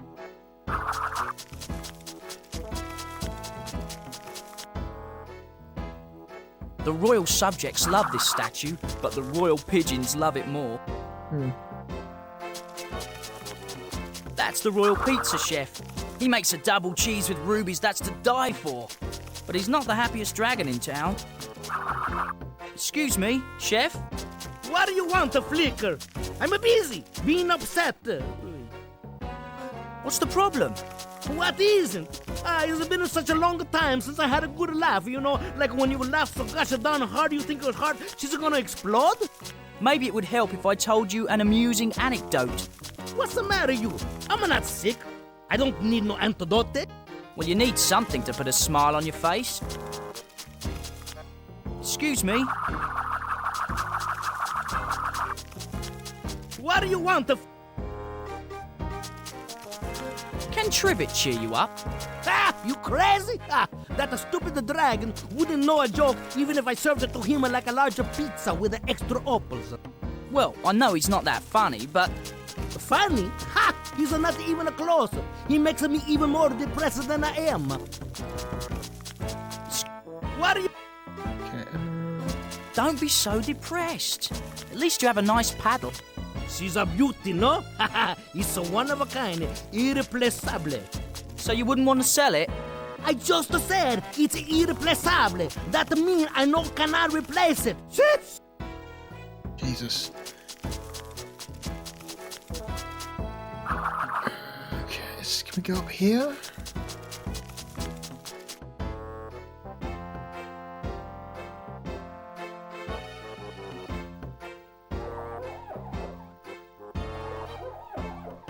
With all the soot around here, the royal sign washer has his hands full.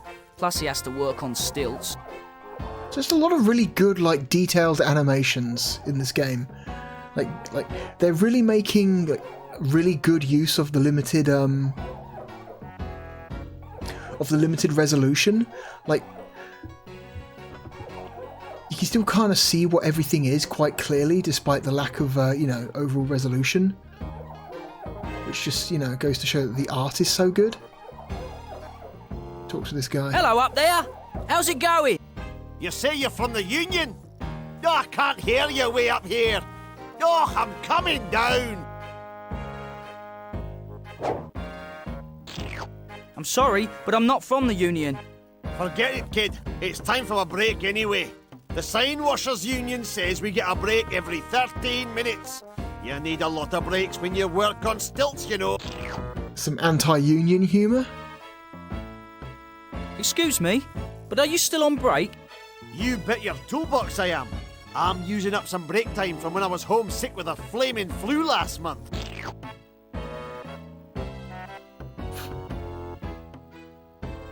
Okay, I get the feeling this game is like weirdly anti-workers' rights.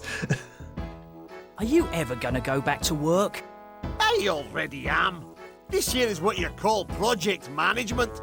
I'm deep in thought at the moment.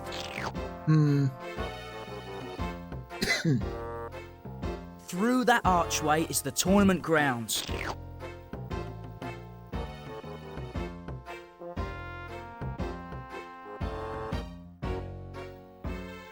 Oh, look who it is. That's Trivet.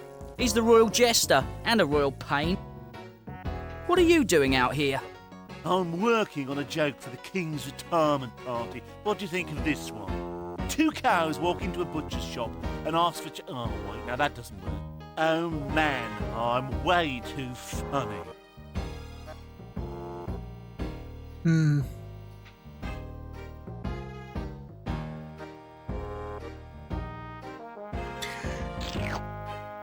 I remember really liking this this game when I played through all of it. It's the royal termite mound.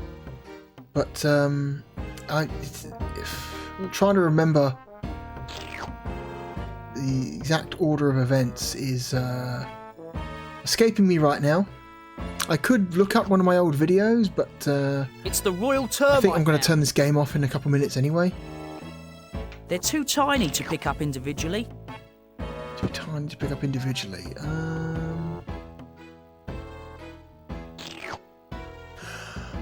Oh god, yes, the hair growing tonic. I forgot I had that. Hang on. Right, can I use this map no matter where I am? Yes, I can. So I don't have to actually exit to the world map. I can just use the map item in my inventory. So we can go down here. Give the hair tonic to Rapunzel, who's constantly freaking about her hair growing, which I'm sure will cause something to happen.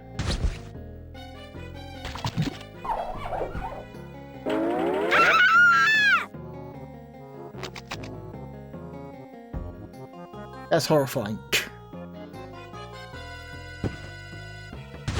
Okay, can we grab... Looks to be about 50 feet of hair. Pretty and sturdy. So what would I use that for? I wouldn't waste my breath. That's weird. Steal a length of hair. What's this over here? Sir Lounge-a-lot is lost in the woods. I'll have to wait until he finds his way out.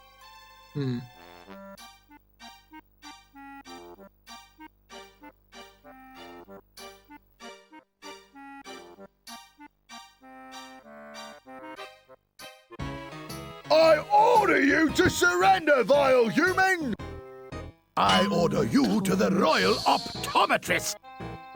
Nah. Can't think of anything right now. I think we're done playing anyway. Sir George!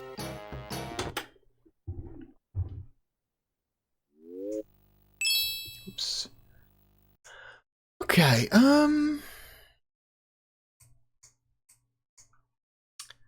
so... where's Blazing Dragons gonna go? Honestly, I think I think Blazing Dragons is a pretty decent point and click adventure game. We didn't get very far into it, but we played enough that you kind of got a sense for the vibe of the game and the mechanics. I personally think that Blazing Dragons is a better adventure game than Terry Pratchett's Discworld. I do like Terry Pratchett's Discworld, but the Saturn port is kind of a mess.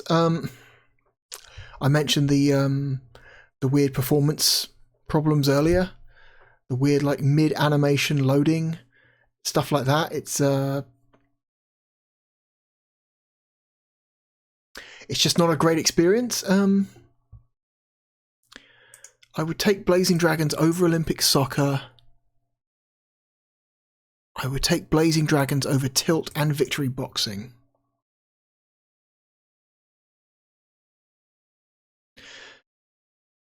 I would take Blazing Dragons over the Saturn version of Myst.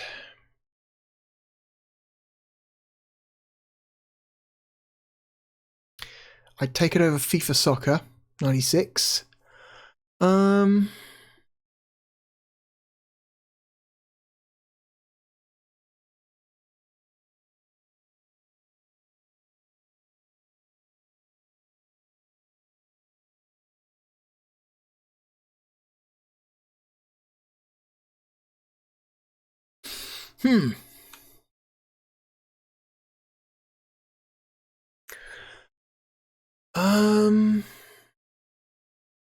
think it's a better game overall than Gen War. I would rather play Blazing Dragons than Sea Bass Fishing.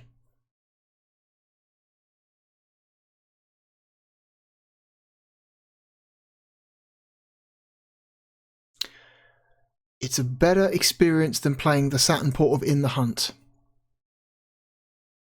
I think it's a better game than Earthworm Jim 2.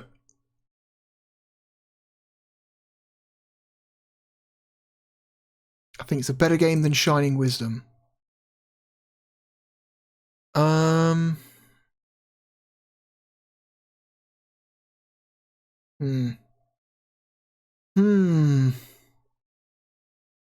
don't know if it'll get any higher though. It's not as good as Alien Trilogy. It's not as good as Nights into Dreams.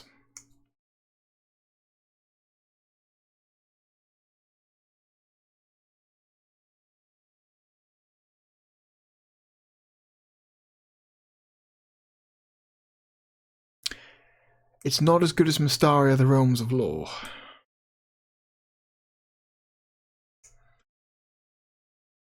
So it's here. It's somewhere in the 30s to 40s range.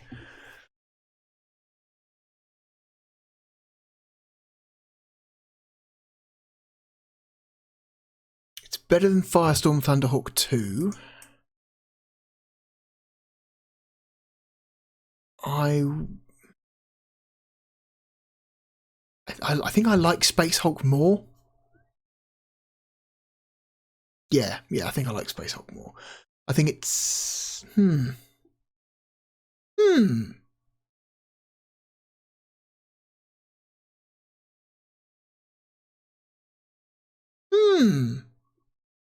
Actually, we may have landed directly on it. I think it's better than... better experience than Striker 96. It's got really good production values. There's a lot of good, like I said before, the art style's really good. The animations are really detailed. Not all the voice acting is great, but at least the bad voice acting is like humorously bad, I guess. I like that all of the characters are voiced. It's a fully voice acted game. It's got like genuinely quite good production values. I think the invention system is interesting. The idea that you have a classical version of a device or a machine in the book, and then you have to kind of like translate individual components of that device into real world objects that can do the same, that can perform the same tasks. I like that idea of puzzle solving in a game like this.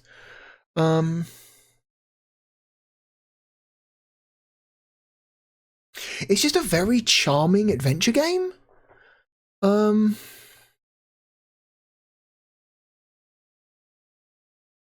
Also, if I remember correctly, it's not actually that long either. I think according to my... Hang on. So according to my playlist here on YouTube, it's about 30 minutes of video, so that makes it about 3 hours. It's about a 3-hour game, so not very long, so it's not like it overstays its welcome. 3 hours if you know what you're doing, that is. No doubt, without a guide, you will be doing a lot of aimless wandering and clicking on things and trying things with objects that achieve nothing, which is how a lot of time is spent playing classic adventure games, even by the people who enjoy them. I would rather play Blazing Dragons than Virtua Fighter 1.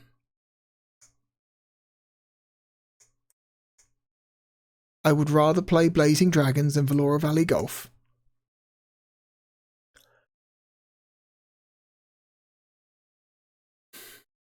I would rather play Blazing Dragons than International Victory Goal.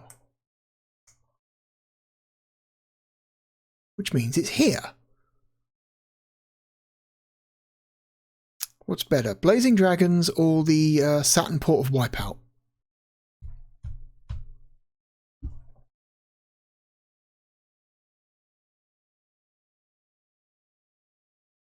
I think Blazing Dragons. And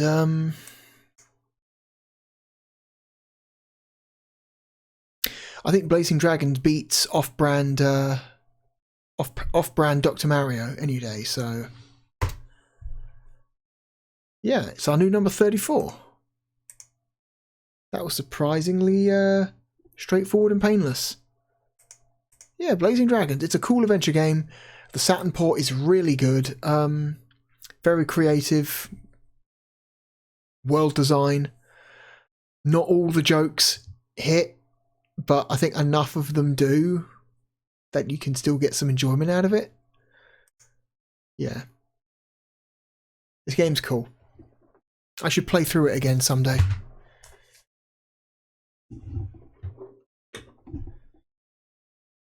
Cool. That was Blazing Dragons. Okay, and now we are on to our third and last game of the video. So this is a game that I have a little bit of a soft spot for. Exactly how much of a soft spot we will remains to be seen. We will wait until we play a little bit of it before we figure out just how much of a bias I have.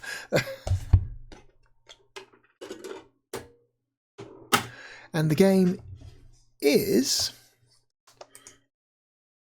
Robo Pit.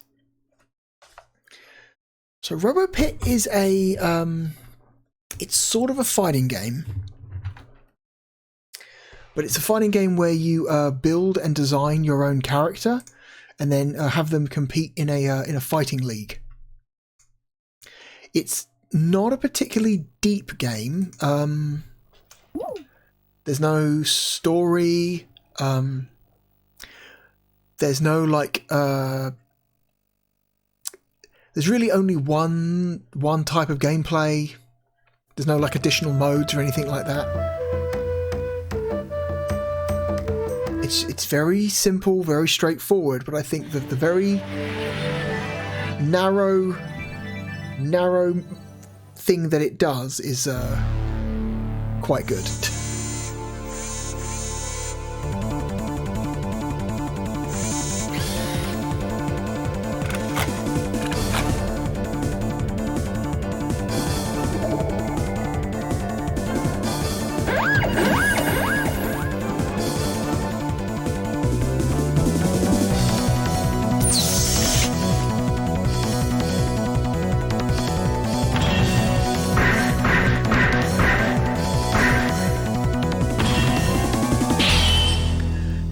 This is a one-on-one arena fighting game to give you like a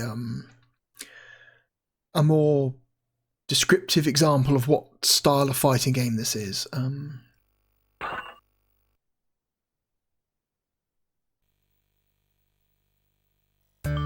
Okay. So you start off on this screen and you start off with just some options. You can't really do anything until you make a robot, so let's make a robot. The game gives you a selection of different body types, different arm types, different leg types, and then they all affect your robot's stats and characteristics in some really interesting ways.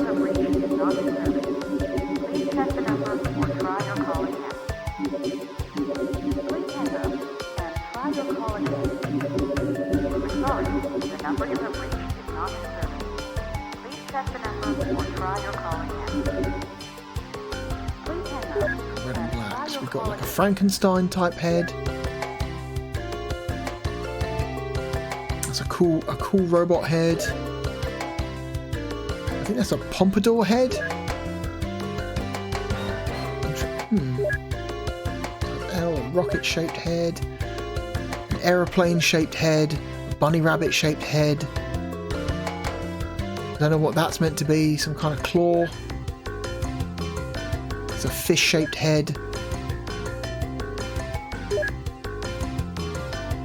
That head is shaped like a whale.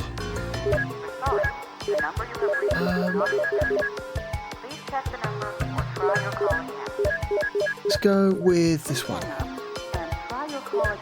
So yeah, you can see each body or head has different stats. Power, weight, and defense. This one has very high power,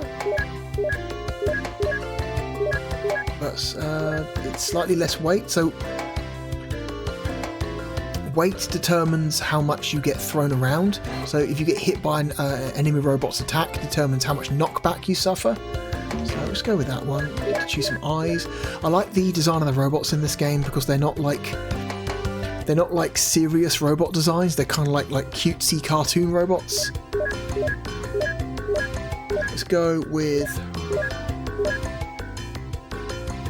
these eyes. Different kind of legs.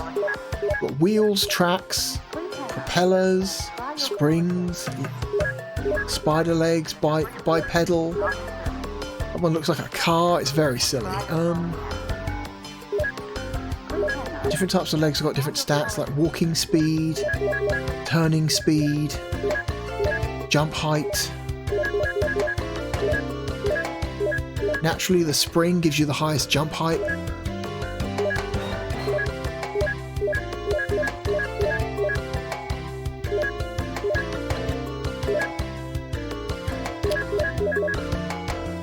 Thinking about giving him some tank treads, because a good high turning speed is very important. Makes it harder for the enemy robot to flank you.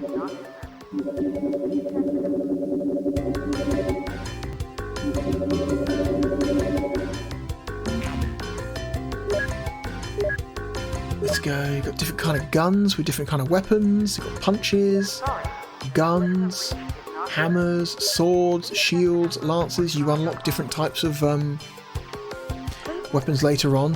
Whenever you defeat an opponent, you win their arms. Like literally, you win their arms, and those arms get added to your arm inventory. So if you want to later on, you can actually swap out your robot's pieces, so they have like a better chance against a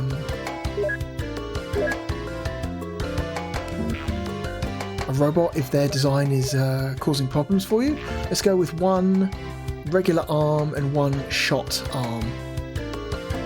Let's call it, I don't know,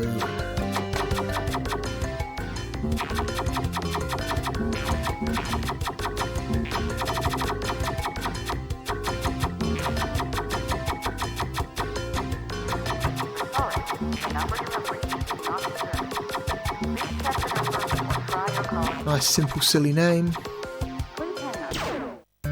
Megabot. Okay, we have given birth to a robot. Okay. So, at any time you want, you can come in here and you can change the arms out if you want. Change the colours. You can even rename the robot if you want to. And so this is your. So this is the game, right? You're going through from fight to fight to fight, slowly upgrading and leveling your robot so it's stronger and faster and more powerful, so you can take on more powerful opponents and slowly but surely make your way to the top of the league, of the fighting league.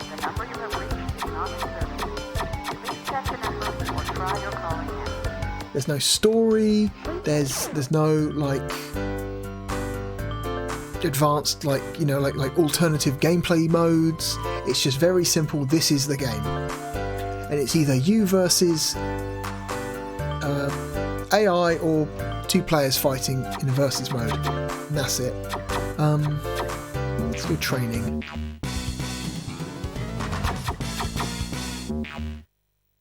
We'll do a training mode. Ready? Okay, so by default the game is in a first-person perspective. You can change camera angle by pressing the Z button. I like doing the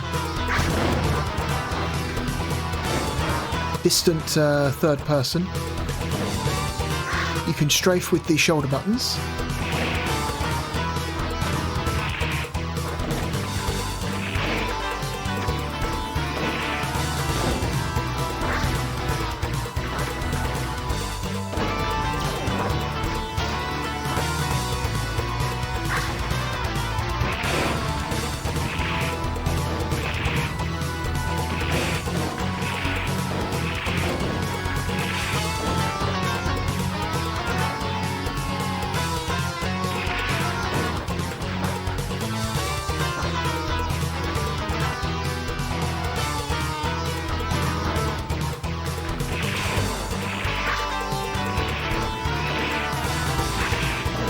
There are super moves, because you can see to the right of your health bar over there, you've got those little meters, and when those fill up, you have access to a super move. I can't remember exactly how to do the super move. I think you press. Do you press both arm buttons together? Oh yes, you do. You press both arm buttons together.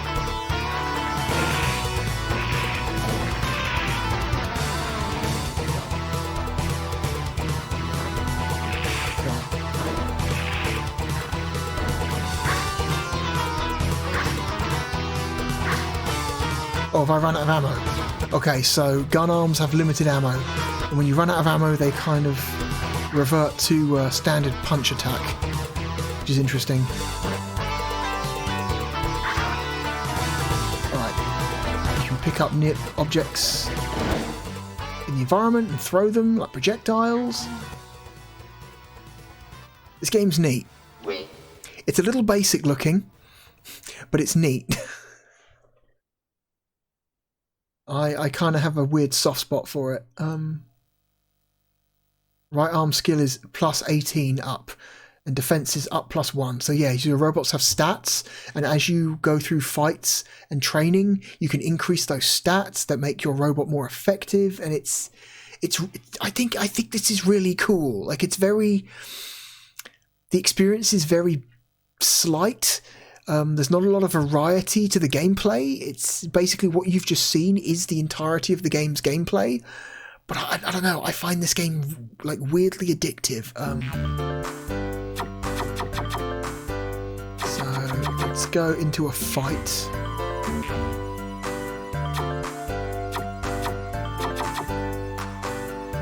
We're currently rank 101. So we're going to fight rank number 100. And we get a good look at his stats. Defense is better than my defense, but he's lighter than me, so he gets knocked back more. His walking speed is his traveling speed is slightly faster than me. He's got the same turning speed but slightly worse jump height. Okay. I like my odds.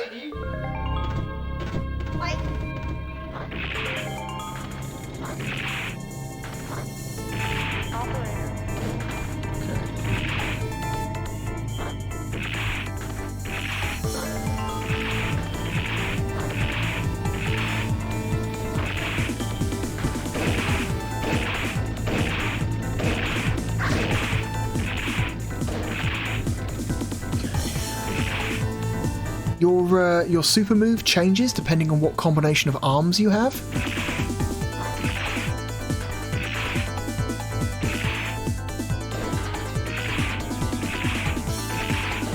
The AI in this game is dumb as bricks. So you shouldn't have too much problem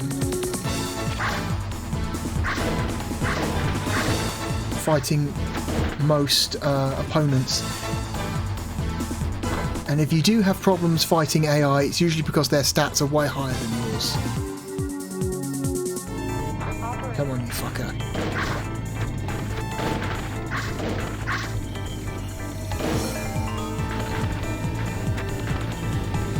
Knock him back.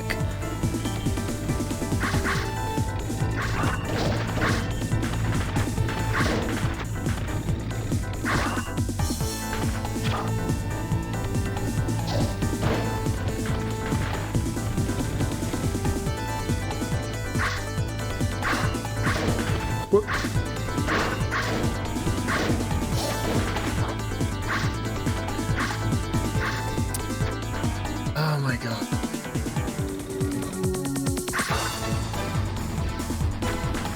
Come here. Oh my god, you're so stupid.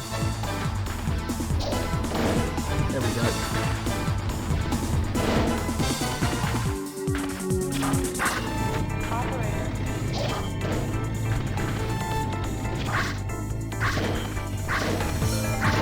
Just turn your back to me like an idiot.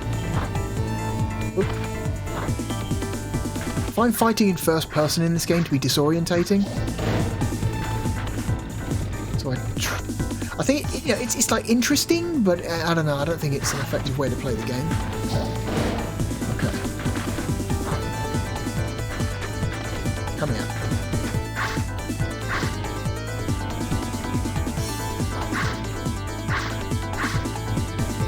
Okay, so you have alternate attacks depending on what direction you're pressing on the D-pad. So left and right on the D-pad while hitting punch does like a hook, but by pressing up and punch, you do like just a straight punch.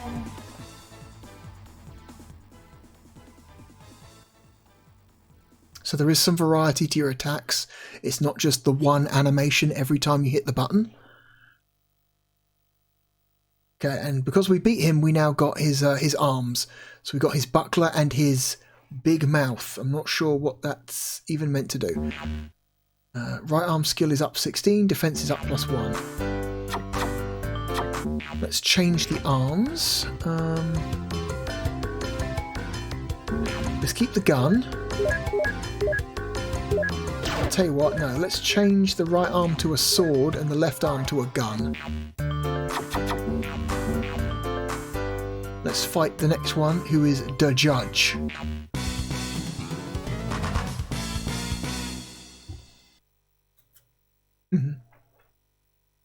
If you want, you don't have to fight every fight. You can have AI take over for you. Ready? There's no real downside to this other than the fact that, remember, the AI in this game is dumb as bricks, and that includes the AI of your robot if you choose auto fight. And losing a fight in this game has risk to it. You will lose your currently equipped weapons, and also potentially stats. Your stats might go down, so that's always a risk. So sometimes it's not worth trusting the AI. Rank does not change. Okay. Right arm skill is +1, left arm skill is +4, defense is +1. So our rank didn't change. That's fine. We can continue to...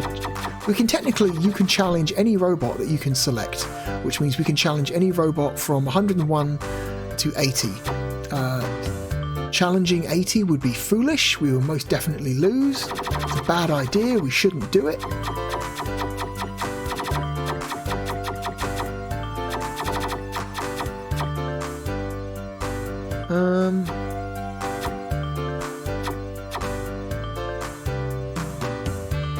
Let's go after Slinky. This is a terrible idea. Let's have the AI do it. Ready? This arena is quite good because it looks like Minecraft. It's very strange. How the developers just seem to have predicted the art style of Minecraft.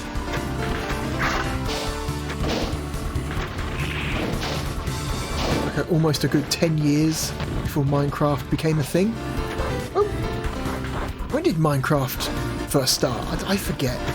And I'm talking about the early Minecraft, like the actual like the web page, the web page Java demo, like the really early one. Was that 2006? Was it 2005? I don't remember. Back before it had any kind of adventure mode, back when it was purely just creative.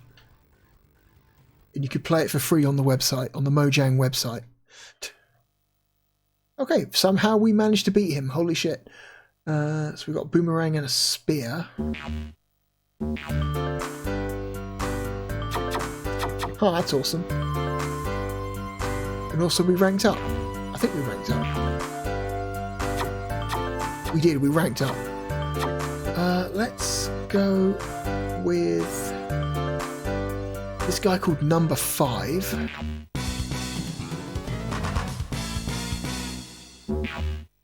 Let's fight him. Ready?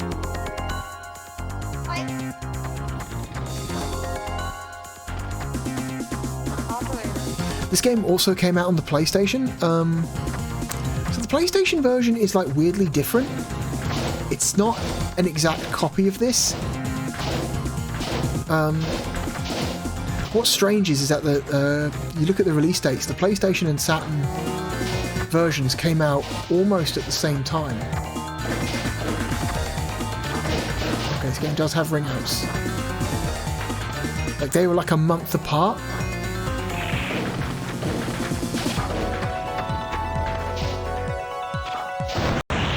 Okay. I think they were only like a month or two apart, which means that they were both in development alongside each other. But yet there are so many weird little differences between the two. So, for example, the PlayStation version, it looks substantially cleaner. I think it runs at a higher resolution. It's got true transparency. The light shading on the robots is a lot cleaner looking in the PS1 version.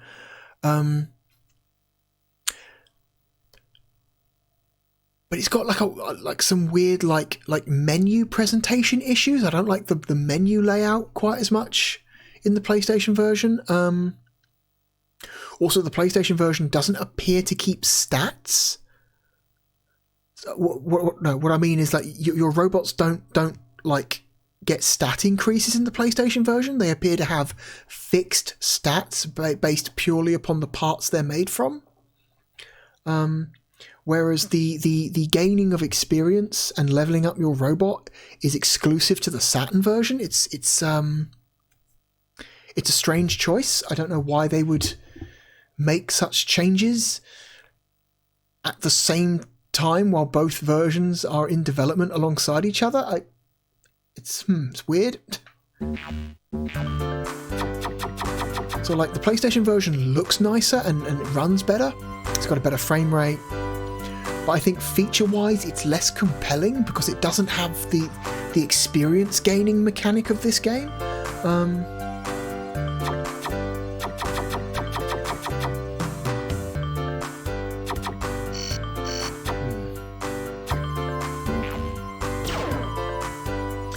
So let me try something. Where is the plug for the other controller? Here it is, I found it.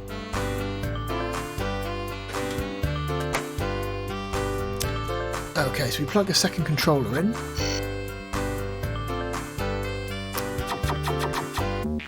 Load, cartridge memory, versus ranking, load.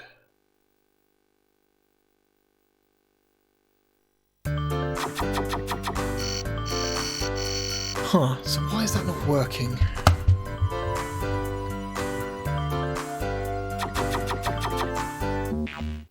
So we save this to cartridge memory, save. Load, cartridge memory.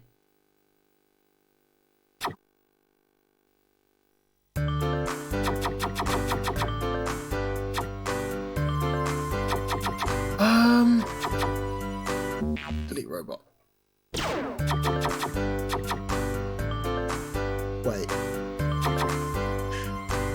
Oh god. Also, I think one of the other improvements the PlayStation version makes is that it's a lot easier to keep multiple robots on the same save device. Oh my god.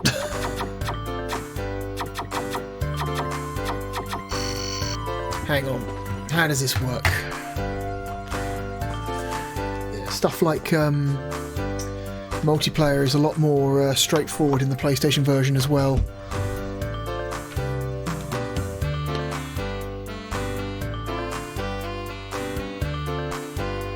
Okay, compete against another player.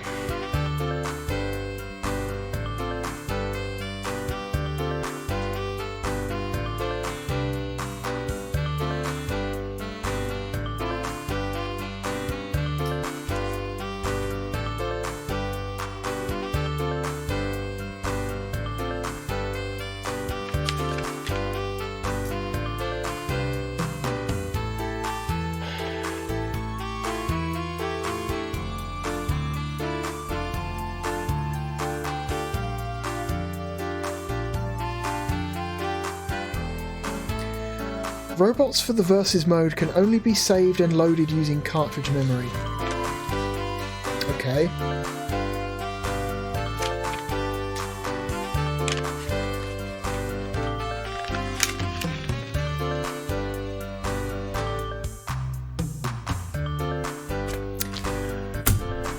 Oh my god. So can I use this? No? Okay, I've got two controllers plugged in. indefinitely. I already had a robot saved on the cartridge. And presumably that does mean you can... Choose where to load from. Versus ranking? Load. Versus mode. Robot making. Do we have to make another robot? Let's make a quick one.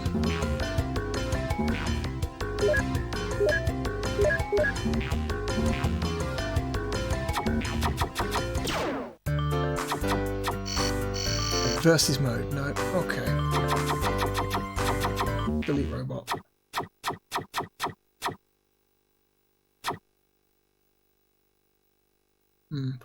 I may have accidentally deleted my pre-saved robot, which sucks because I was a lot higher in the rankings.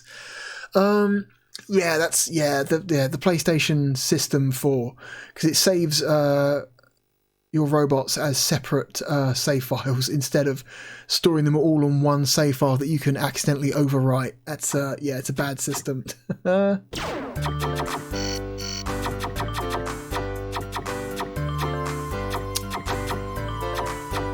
It's a bad system.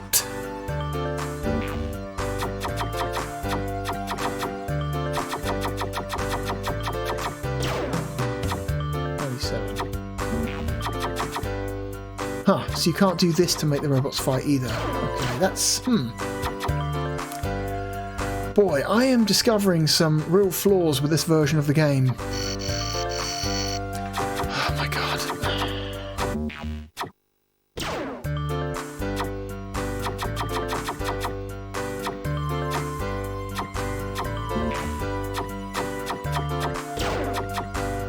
Change arms, change name, delete robot.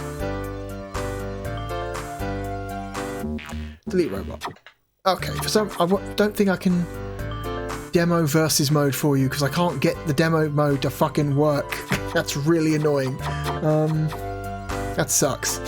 Yeah, some functionality issues that are significantly smoother in the PlayStation version. So how the fuck would you even get versus mode working?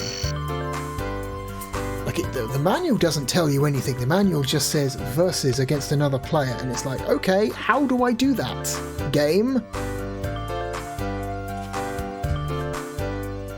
Box says 1 to 2 players, and there is a picture of split screen on the back of the box, so you can have simultaneous... multiplayer.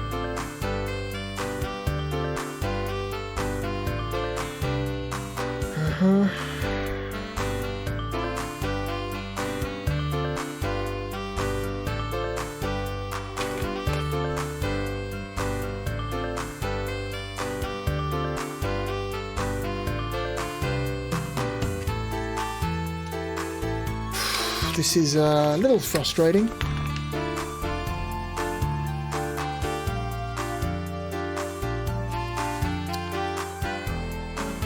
So yeah,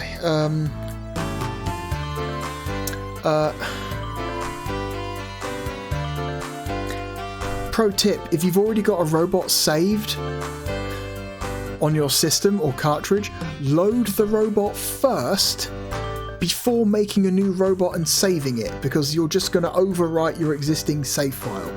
Oh dear.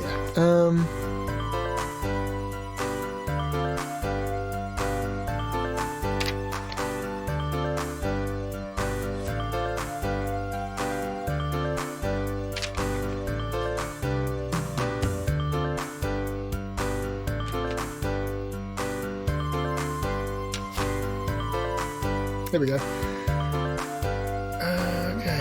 Player 1 use control pad and port 1. Player 2 will be using control pad and control port 2. Okay, yeah.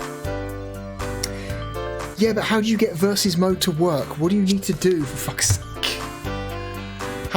Merely having 2 controllers plugged in doesn't actually do anything.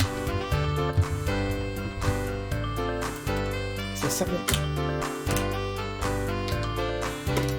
wrong with the controller port, maybe?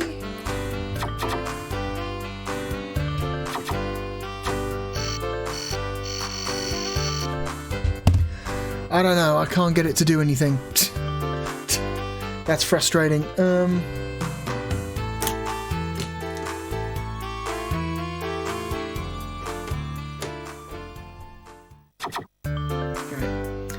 Whatever.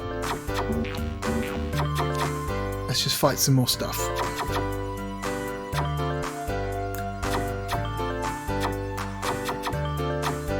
Let's fight Wilfred. Ready?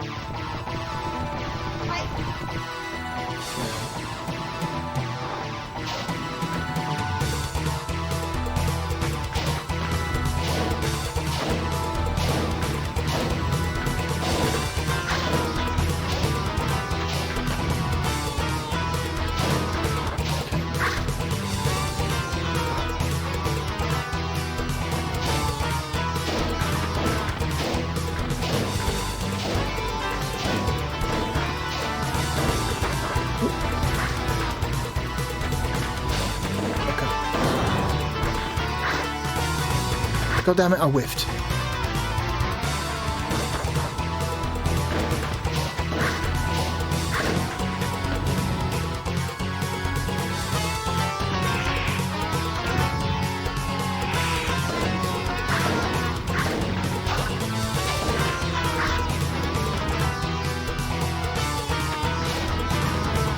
Motherfucker. Nope.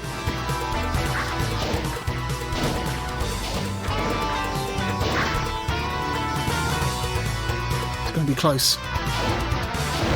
Get fucked. I don't know. I think this game has like a charming simplicity to it. I like the idea of designing robots and making them fight other designed robots with similar prefab parts. I just wish the saving and loading stuff was less, like, confusing. I wish the versus mode was more simple to understand. That would be good. Like...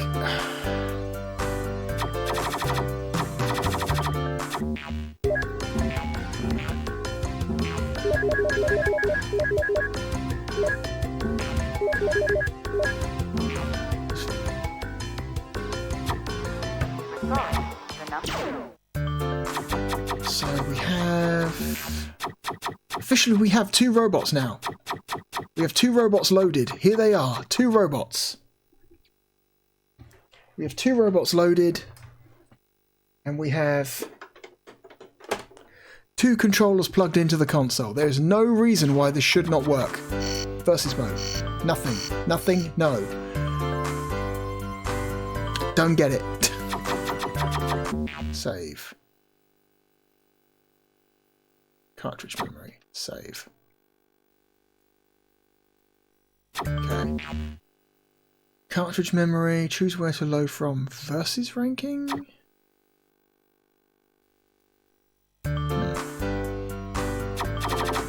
Versus mode? No, still nothing.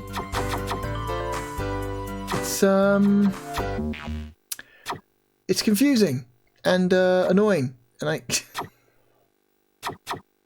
this doesn't help at all. Sound test, music test, control, configuration. Nope. Could not tell you why I can't get this to work. Oh, Robo Pit, you are very charming, but extremely fucking janky. You look and play like one of those like weird freeware games you would download off the internet in like the early 2000s. You know, you'd go to some guy's like GeoCities page, and he's got like, hey, here's a robot combat simulator I made. You could download it for free, and it's like just the right level of interesting but fucked up to hold your attention for an entire day, like one of those kind of games. Except they sold this in shops. Oh dear.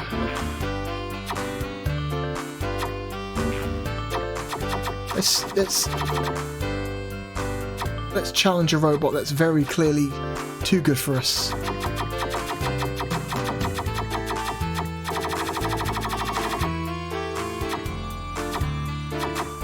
This guy. Or maybe not. Maybe he's beatable.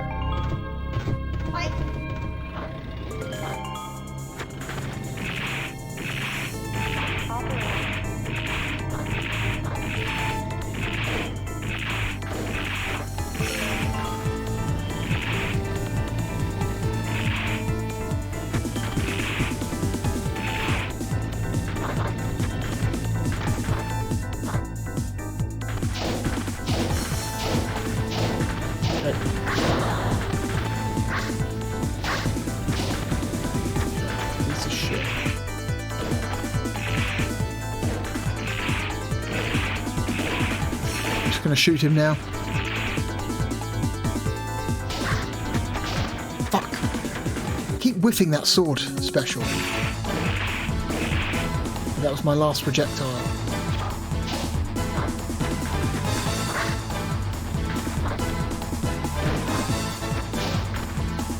Okay, so you can attack while jumping. Good to know.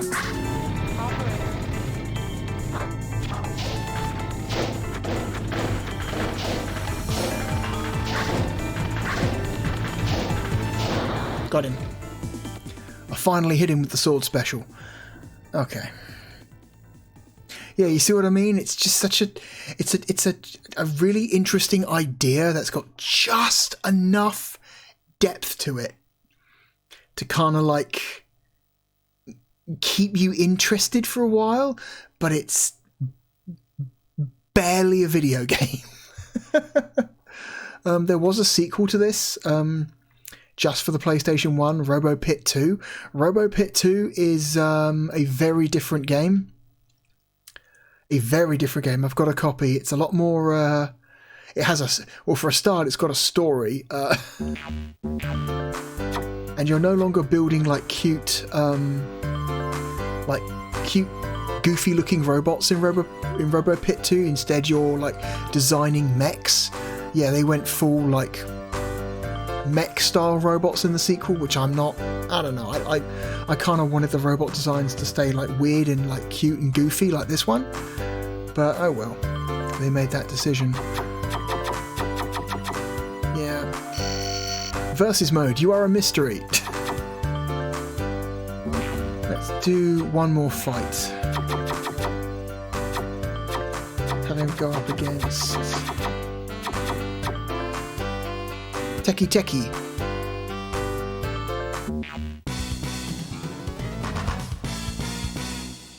Tell you what, let's have the AI fight. Let the AI go for it.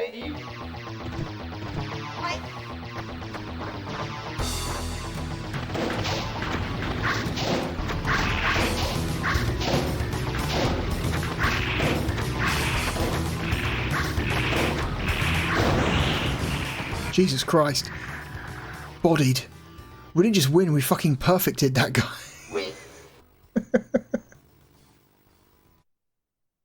Oh. And we got his arms. We took his arms.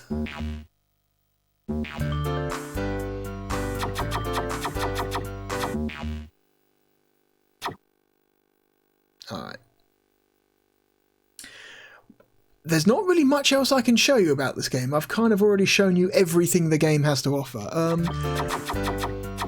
I guess we can change his arms a bit. I mean, you keep the arms of the enemies that you defeat, and if you want, you can. Like there's Techie's arms. I'm not even sure what they do, if they're good for anything. So. The other robot I had saved before I accidentally deleted him was a robot with spider legs and 2 sword arms. So it's got 6 legs. And it's literally both his arms are swords, and so it's just constant attack non-stop. And I'm going to say, I think 2 sword arms is kind of overpowered. You are a non-stop stabbing machine with 2 sword arms. Like, it's kind of nuts. Shield. Okay, let's keep the sword arm, but change the gun arm to a shield type B.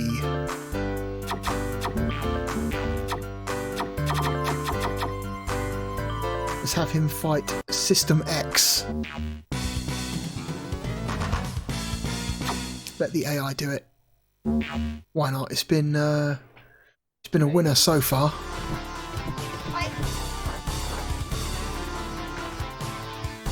We are back in the Minecraft arena.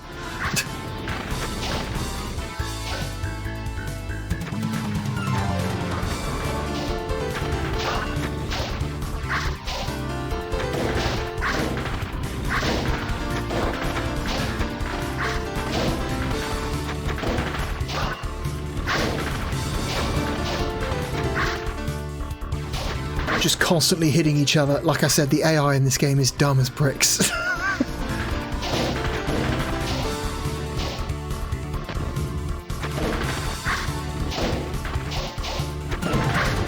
Oh my god, will you just hit each other?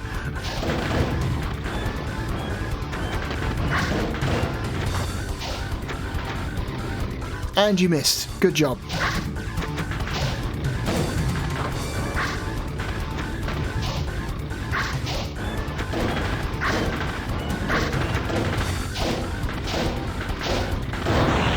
Yep.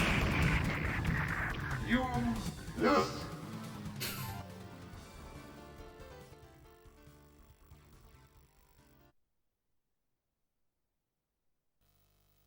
Yeah, so you see we've lost 14 points and we lost our arms. So we've got to re-equip some arms.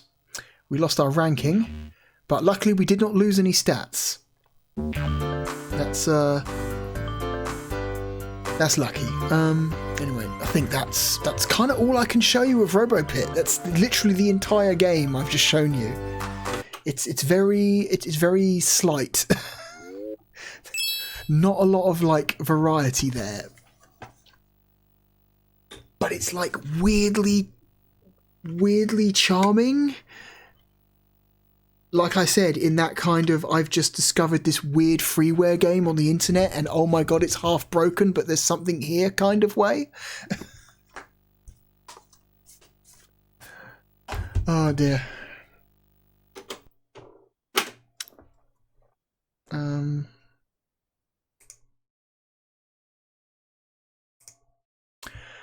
So where are we going to put Robo Pit?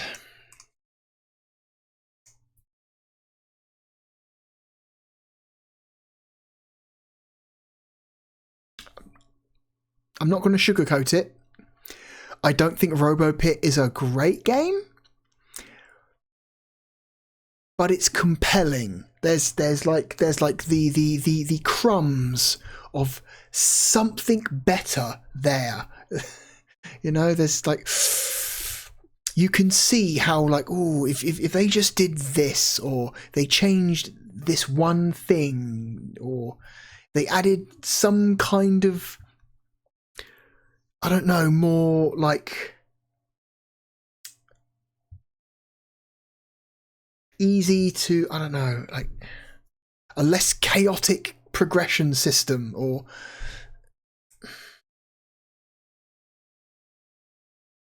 I think Robo Pit is really interesting and charming, but yet at the same time very thin and very janky, and apparently has a versus mode in there. Apparently couldn't get it to work, but apparently it's in there. The PlayStation version is like a lot more, it's a lot better looking, it runs better, it's got much easier to implement multiple robots, and a versus mode in the PlayStation version is a lot easier to get working.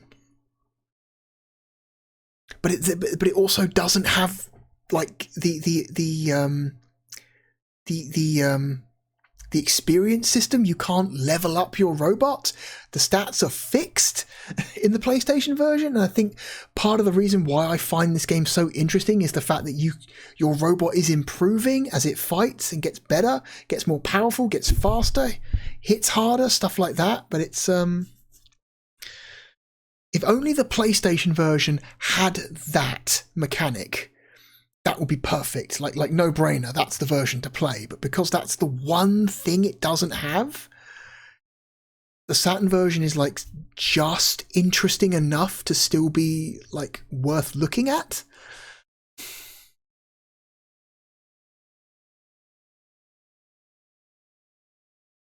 I think it's a better game than Battle Monsters. I find it far more interesting than Clockwork Knight 2. I like it more than Olympic Soccer. Again, this is a subjective list. This is a list of games in the order that I like them for whatever reason. So if you're wondering why I'm putting a game as janky as Robo Pit above a much more professionally made game like Clockwork Knight, a much more like competently put together game like Clockwork Knight 2, it's because I find Robo Pit far more interesting and compelling despite its jankiness. I think I'd rather play Robo Pit than Olympic Soccer.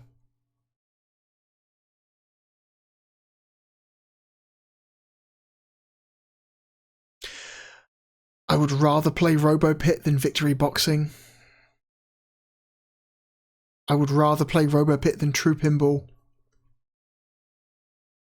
I would rather play Robo Pit than FIFA Soccer 96. I would rather play Robo Pit than that really extremely dodgy port of Destruction Derby.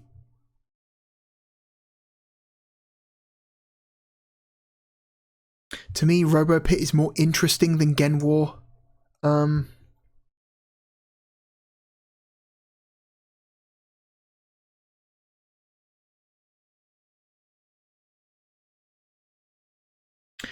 But I don't know how much higher I would put it.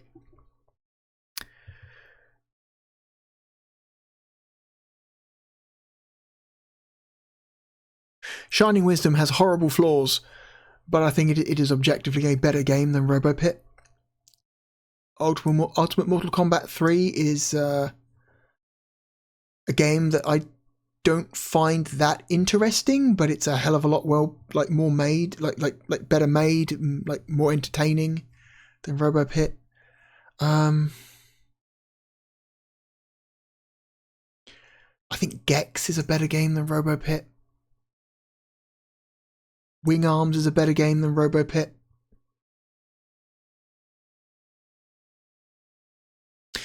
Despite its horrible problems, I think In the Hunt is a better game than Robo Pit.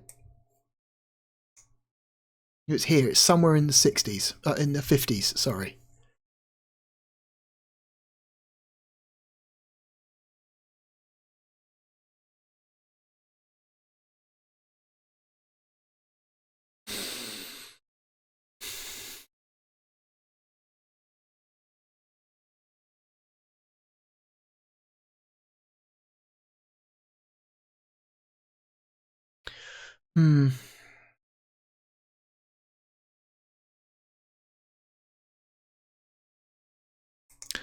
I think The Horde is better. I think Pebble Beach is a better game.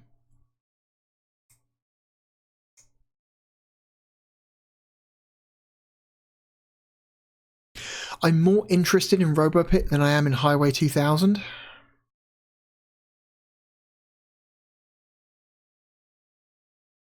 Or Hang On GP96.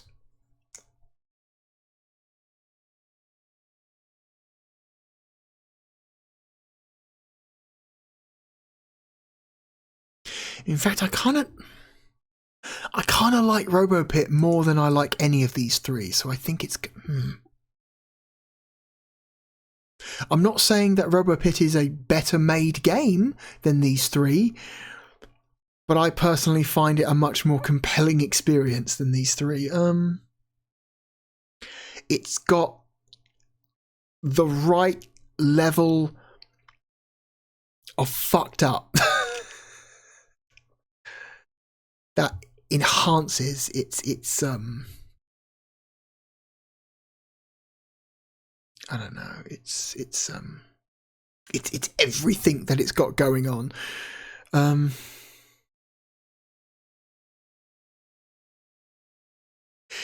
Robo Pit is one of those games that you pull out occasionally to show your friend, and you say, look at this hot garbage, but then you end up playing it for like 2 hours because you're having too much fun. It's one of those games.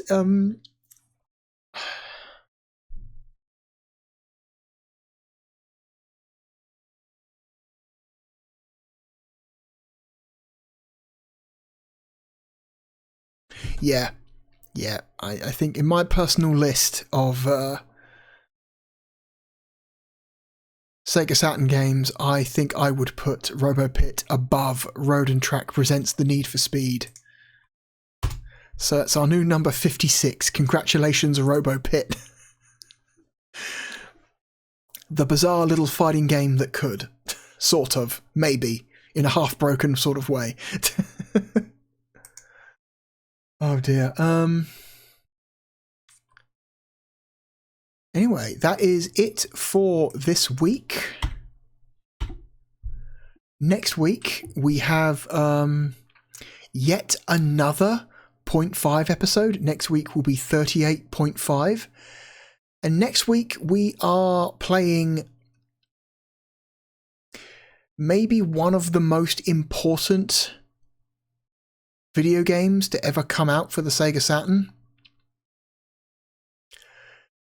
In terms of sheer ambition, this is a game that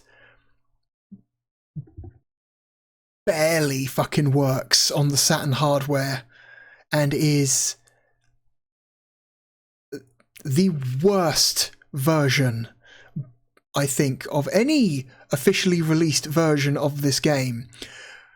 But it's kind of incredible. It runs at all. And that's got to earn some points. So look forward to that next week. And as always, my name is the Real Blue Dragon. I hope I shall see you next time. Goodbye.